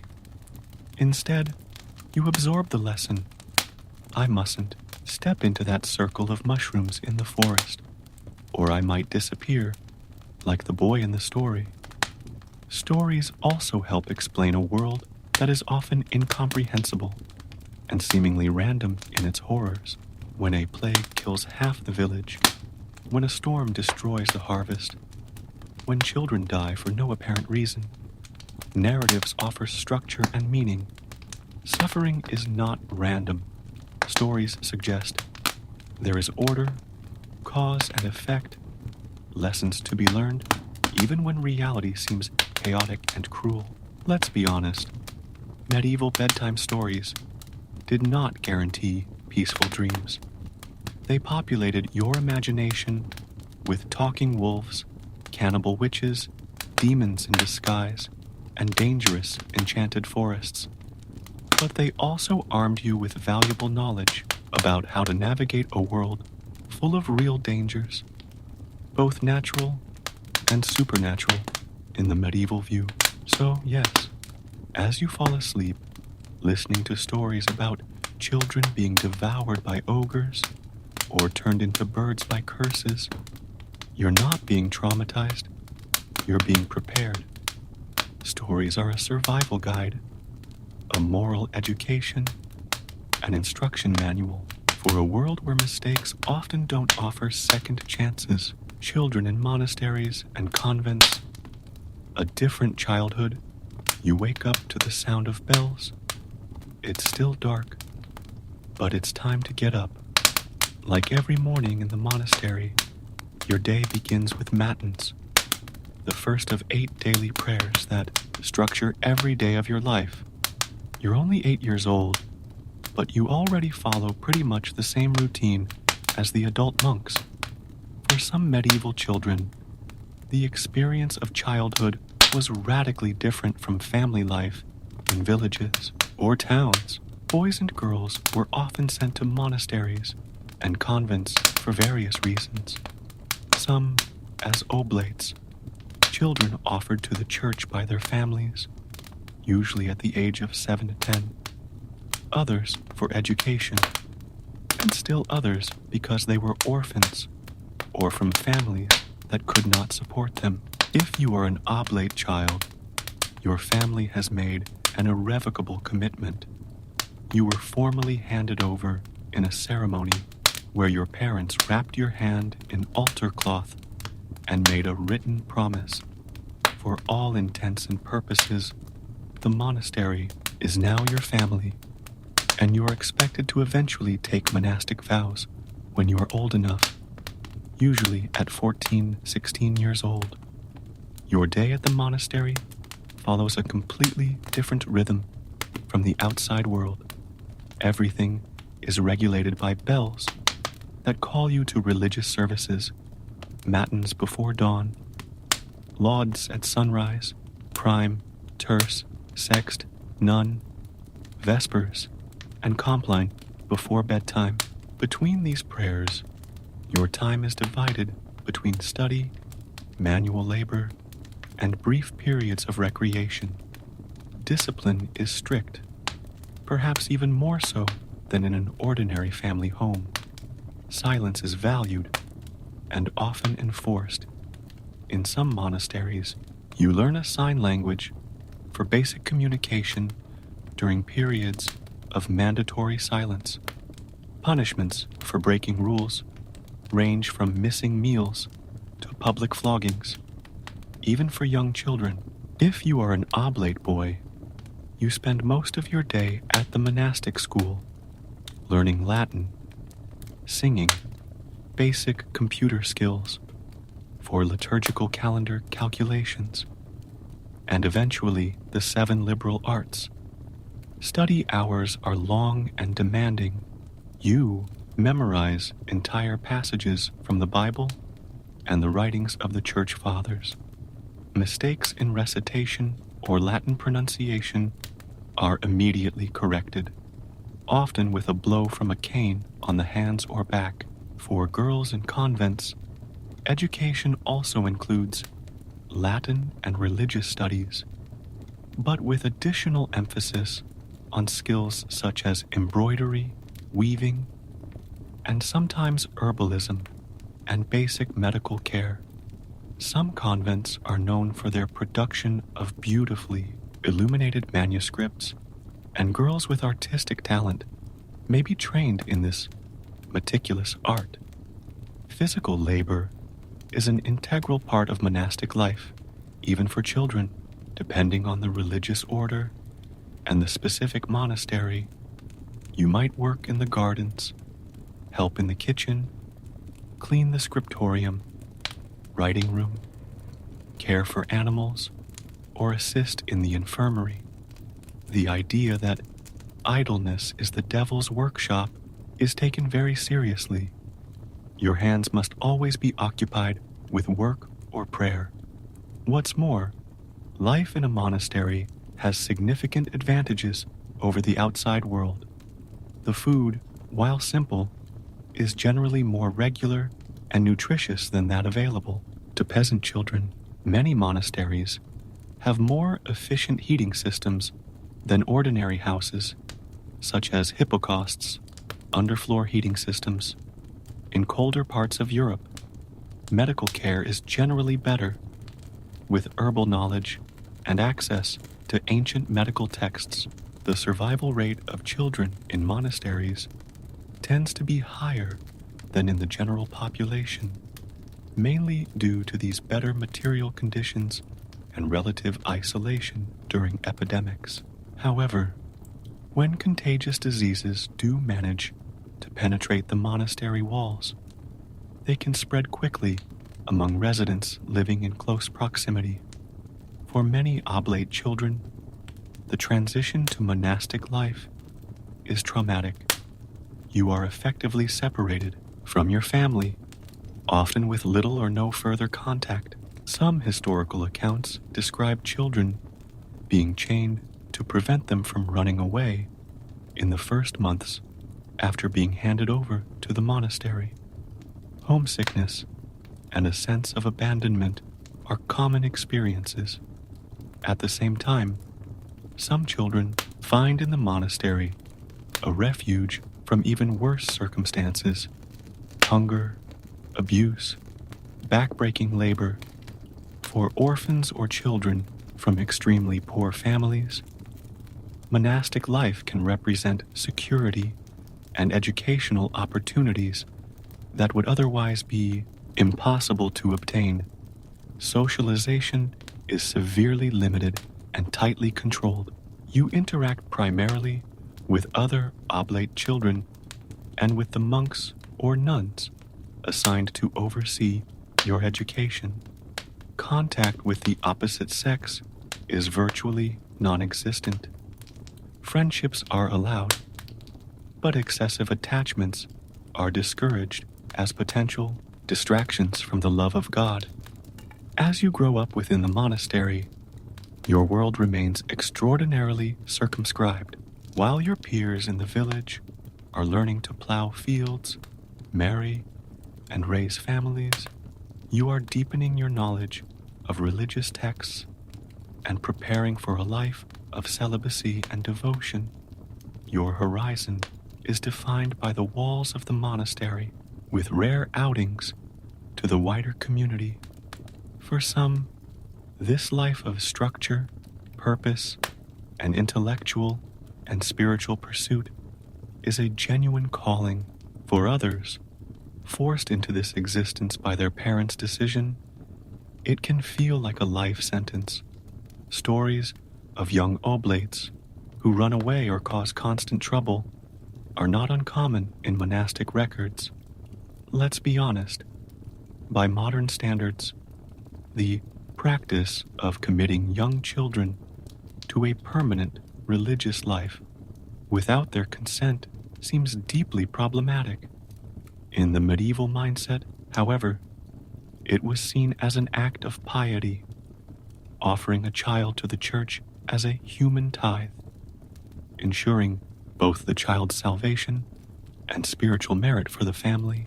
So, yes, while other medieval children were working in the fields or learning trades, you, child oblate, were living a radically different but not necessarily easier childhood.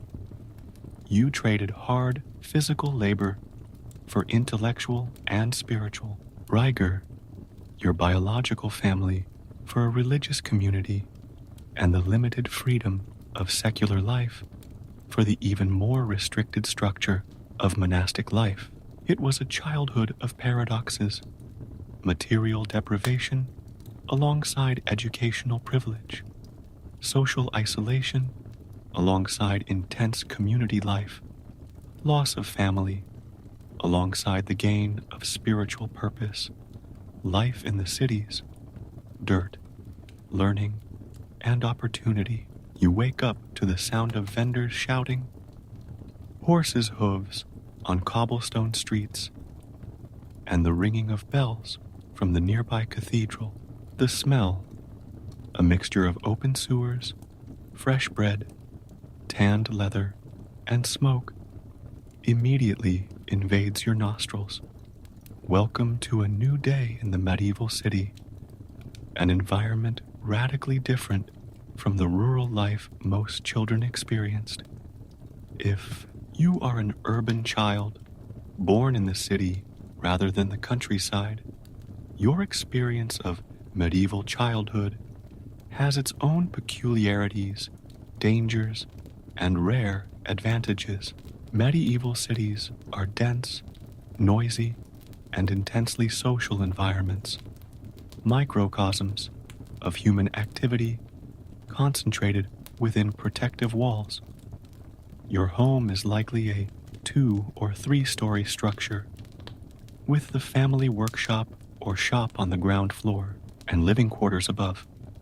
Space is at a premium within the city walls, so buildings are tall and narrow, often jutting out over the streets on the upper floors. You share this limited space with your entire family, perhaps a few apprentices who live with you, and possibly tenants. The streets are your playground and your constant danger. Narrow and winding, they are channels not only for people and animals, but also for all kinds of waste. There is no closed sewage system.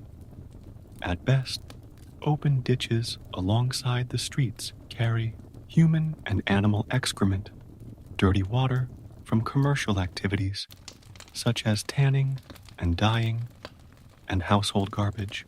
The saying, "Garde l'eau," watch out for the water, is shouted when someone is about to throw the contents of a chamber pot out the window directly onto the street below.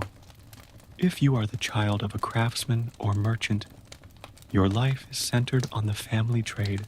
From the age of 5 or 6, you begin to help in the workshop, learning the rudiments of the business. If you are a boy, you will probably follow in your father's footsteps. If you are a girl, you will help in the shop and learn domestic skills. Although in some medieval towns, especially in the areas of weaving and brewing, women also practiced crafts. Urban life is regulated by guilds, associations of craftsmen and merchants that strictly control who can practice each trade. Around the age of 7 to 14, you might be formally apprenticed, either in your own family's workshop or, more commonly, sent to learn from another master. The apprenticeship contract usually lasts 7 years or more, during which time you live in the master's house, receiving training, food, and shelter, but rarely any payment. Cities offer some educational advantages. Urban schools, often attached to cathedrals or run by municipal authorities, provide basic education to a wider segment of the population than in rural areas. If you are the child of a prosperous merchant or a successful craftsman, you can learn to read, write, and do basic arithmetic, skills essential for trade. Girls from merchant families sometimes receive a similar education, as they will need to help run the family business.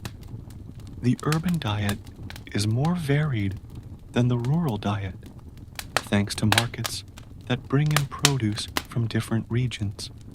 However, the quality of food is often questionable. Adulteration is common. Bread mixed with sawdust, wine diluted with water, spices mixed with cheaper materials. Regulations attempt to control these practices, but with limited success.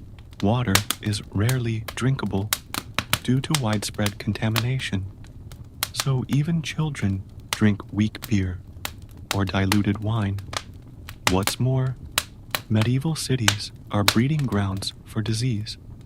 Population density, lack of adequate sanitation, and the constant presence of rats and other vectors create ideal conditions for epidemics.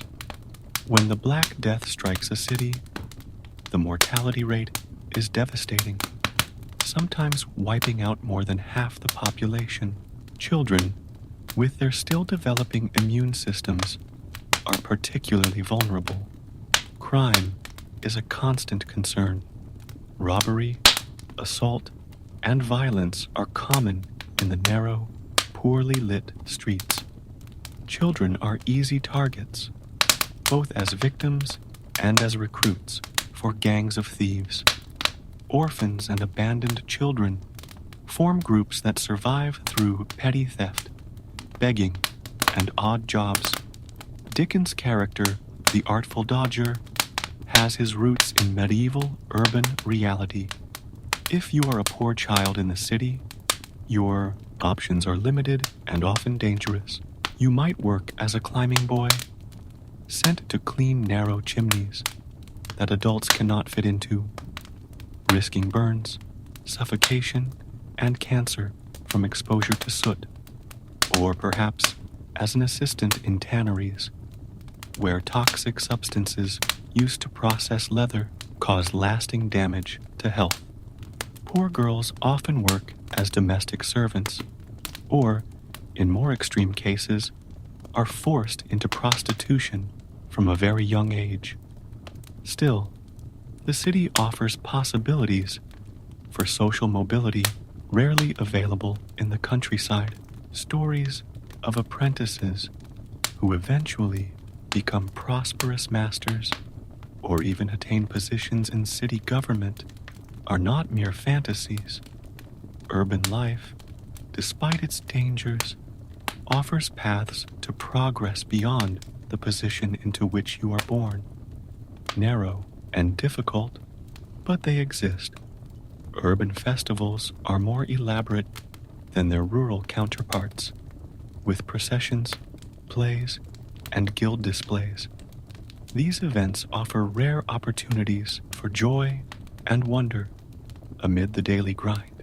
Mystery plays, dramatizing biblical stories, are both entertainment and religious education. Guild parades demonstrate civic pride and craftsmanship.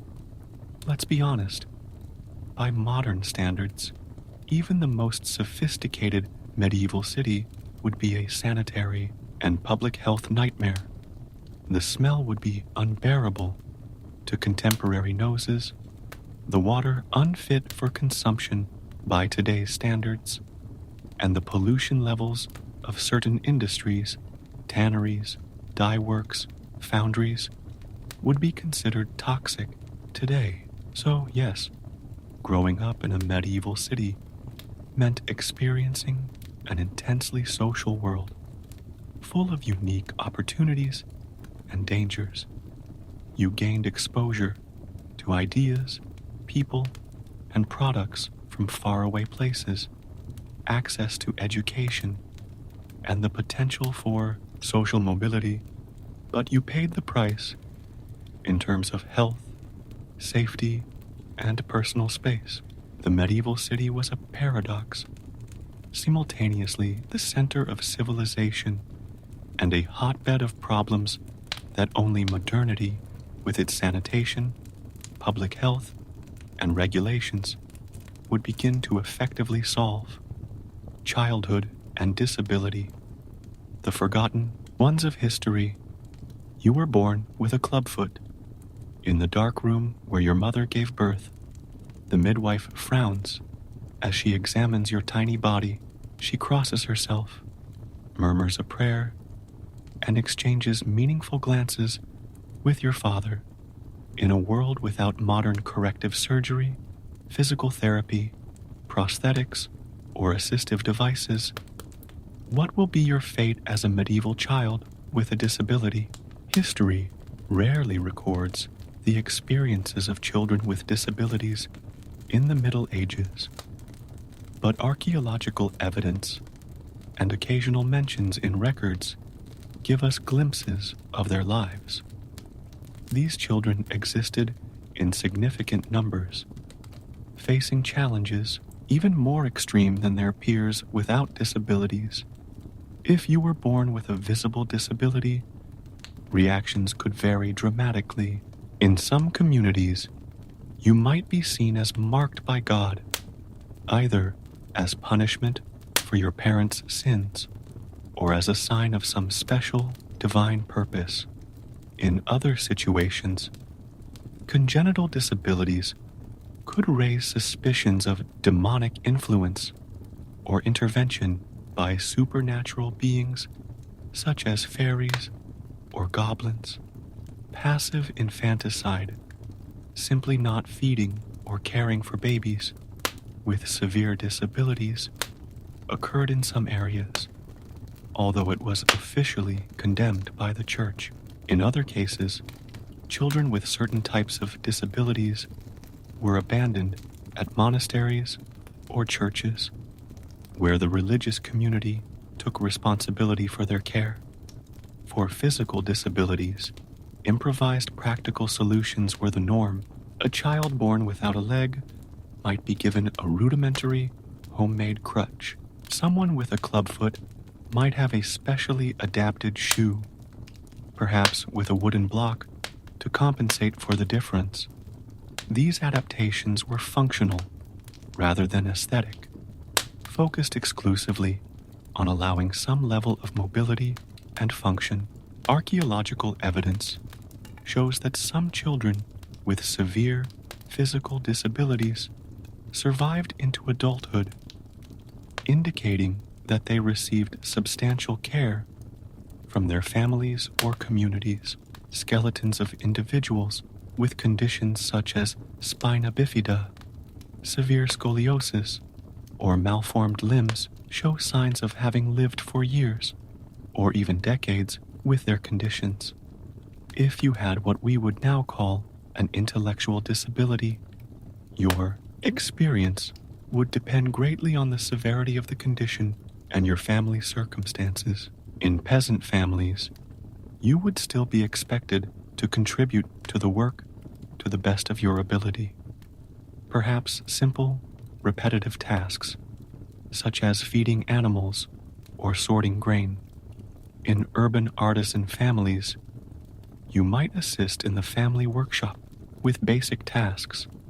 For conditions such as deafness, communities developed improvised communication systems. There was no standardized sign language, but families often created homemade signs for basic communication.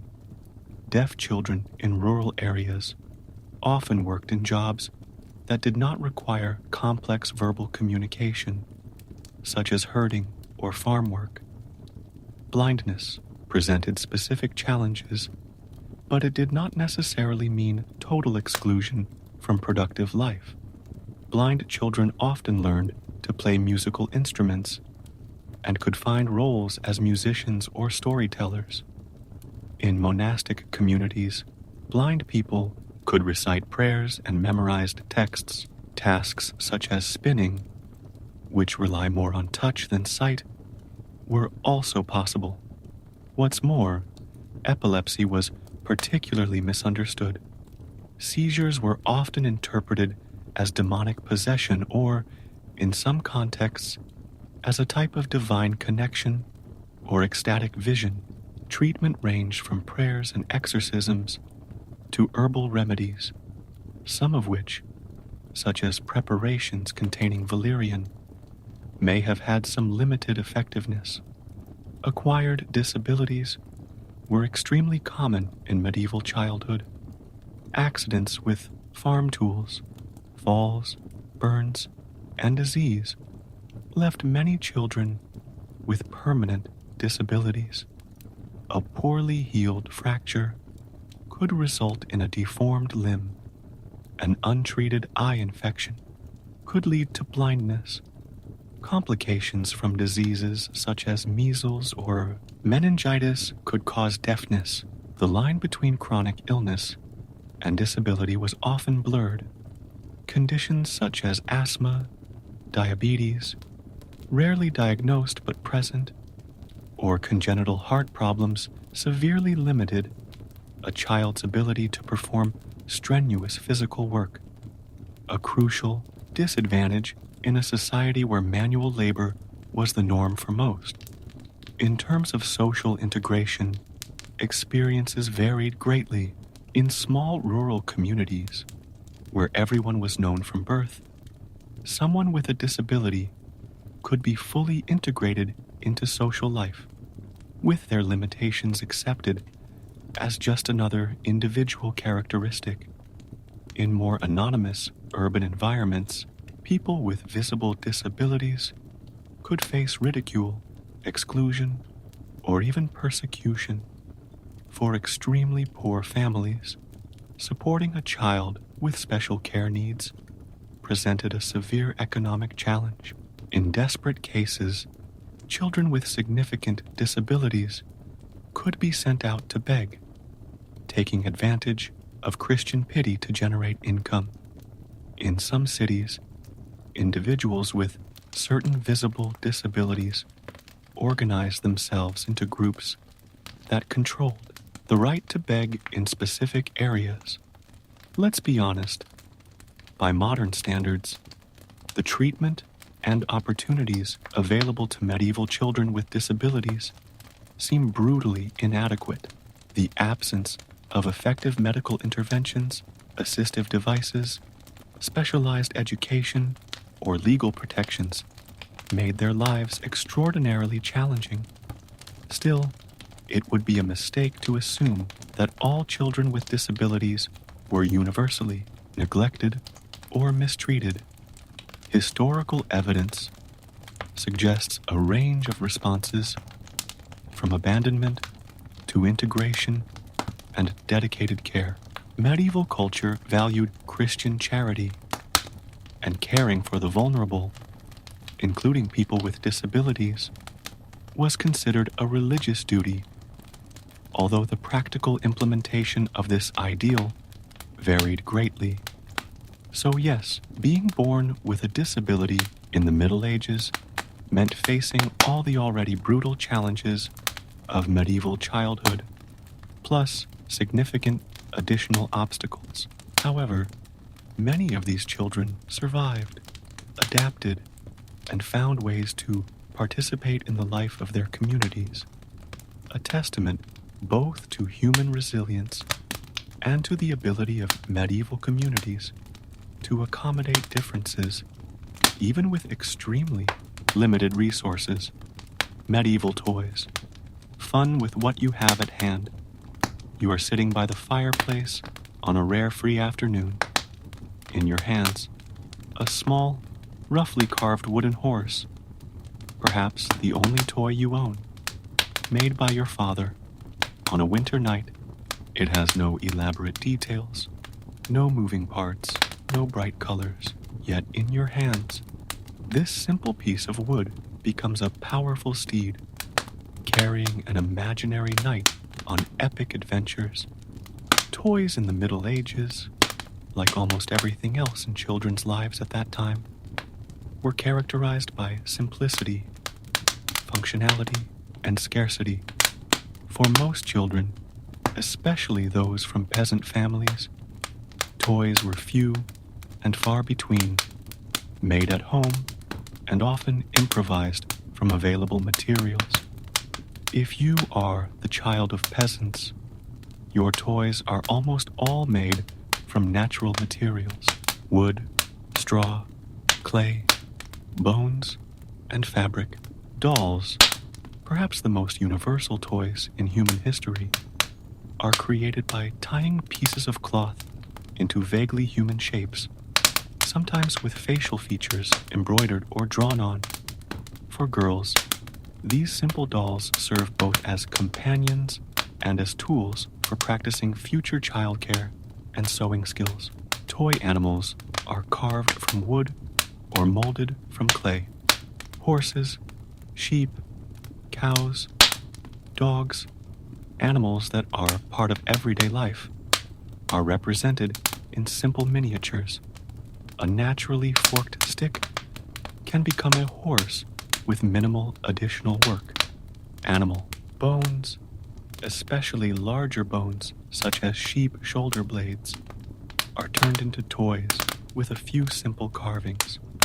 Balls are among the most common and versatile toys, made from inflated and dried animal bladders, tightly rolled in tied rags, or leather sewn and stuffed with feathers or wool. These balls serve for countless games. Some are stuffed with peas or pebbles to create improvised rattles for babies. Miniature tools, small bows and arrows, wooden swords, shields, miniature hoes or plows, serve both as toys and as introductions to the tools you will use as an adult.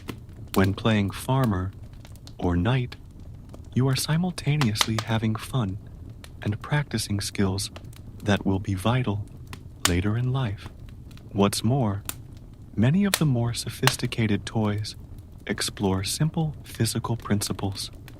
Spinning tops made of wood, bone, or antler are carefully carved to spin smoothly. Rudimentary yo-yos, wooden or clay discs with a string through a hole in the center, have been around since ancient times and remain popular. Pinwheels, made of fabric or lightweight wood, move with the breeze.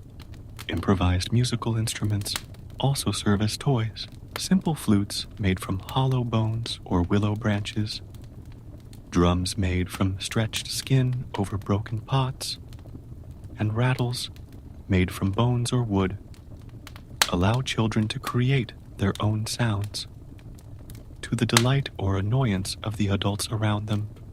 For families of urban artisans, toys can be a little more elaborate.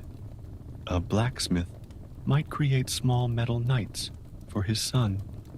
A carpenter might build a simple dollhouse or a miniature boat with cloth sails. A potter might model more detailed and durable clay figures. Still, even these better toys are simple by modern standards. If you are the child of nobles, your toys are significantly more sophisticated.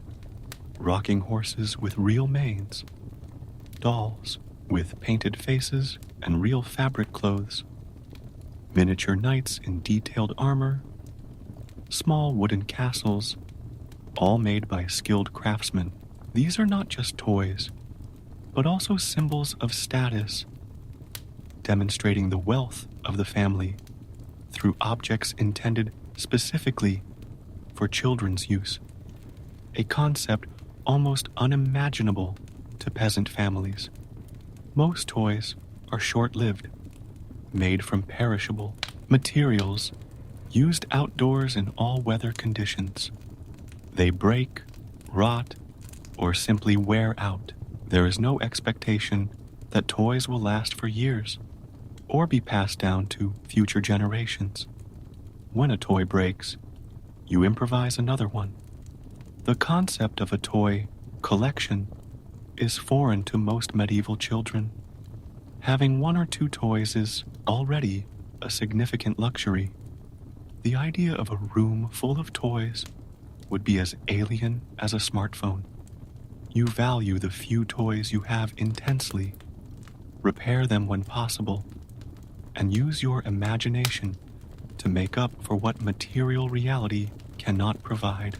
For many children, especially in poorer families, commercial toys are completely inaccessible. This does not mean an absence of play. It means that nature and everyday objects become their toys. Stones become game pieces, sticks become swords, flowers become characters in imaginary dramas. The line between toy and object, temporarily repurposed for play, is often blurred.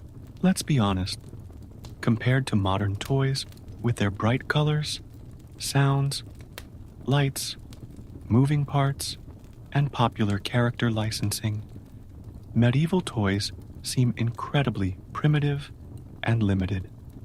However, they effectively served their primary purposes, facilitating imaginative play, developing motor skills, and providing moments of joy amid constant work.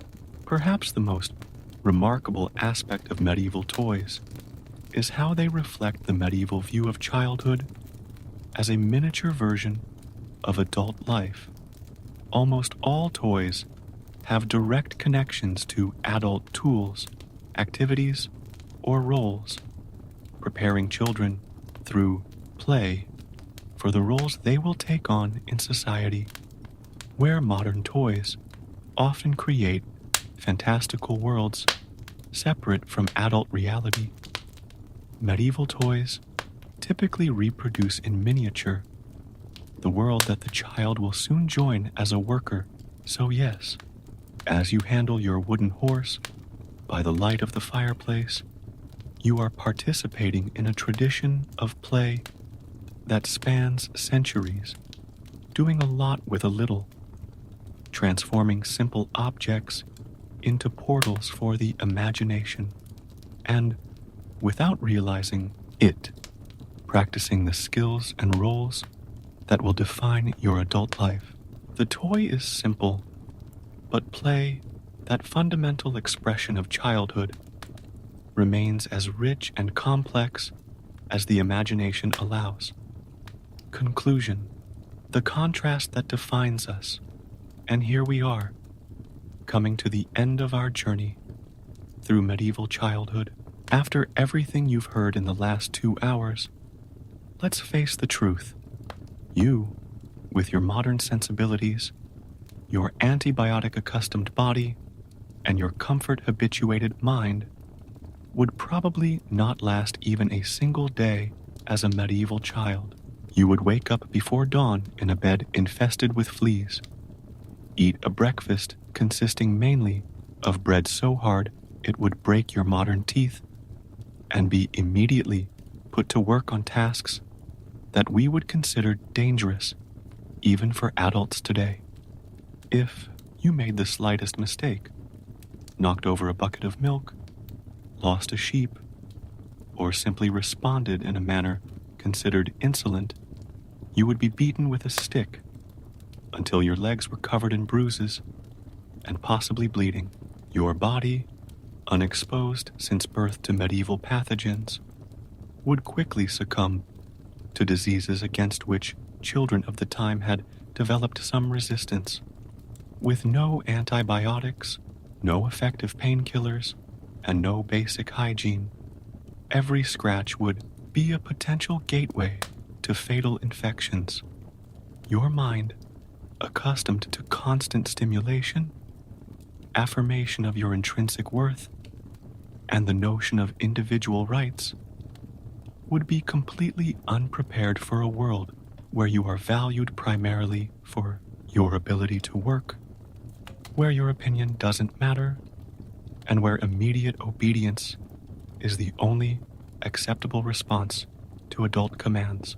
And perhaps most difficult of all, you would have to watch as friends, siblings, and other children around you regularly fell ill, suffered, and died, Without the luxury of prolonged mourning or psychological support, life would simply go on because it had to. That's why, when we watch movies and TV shows with happy medieval children running through green fields, we must recognize that we are seeing a pleasant fantasy, not historical reality. True medieval childhood was brutally difficult by modern standards. Short, often painful, full of work and danger, with rare moments of joy and play. That doesn't mean there was no love, that there were no moments of genuine happiness, or that medieval children lived in constant misery. Human beings are remarkably adaptable, and medieval children knew no other reality.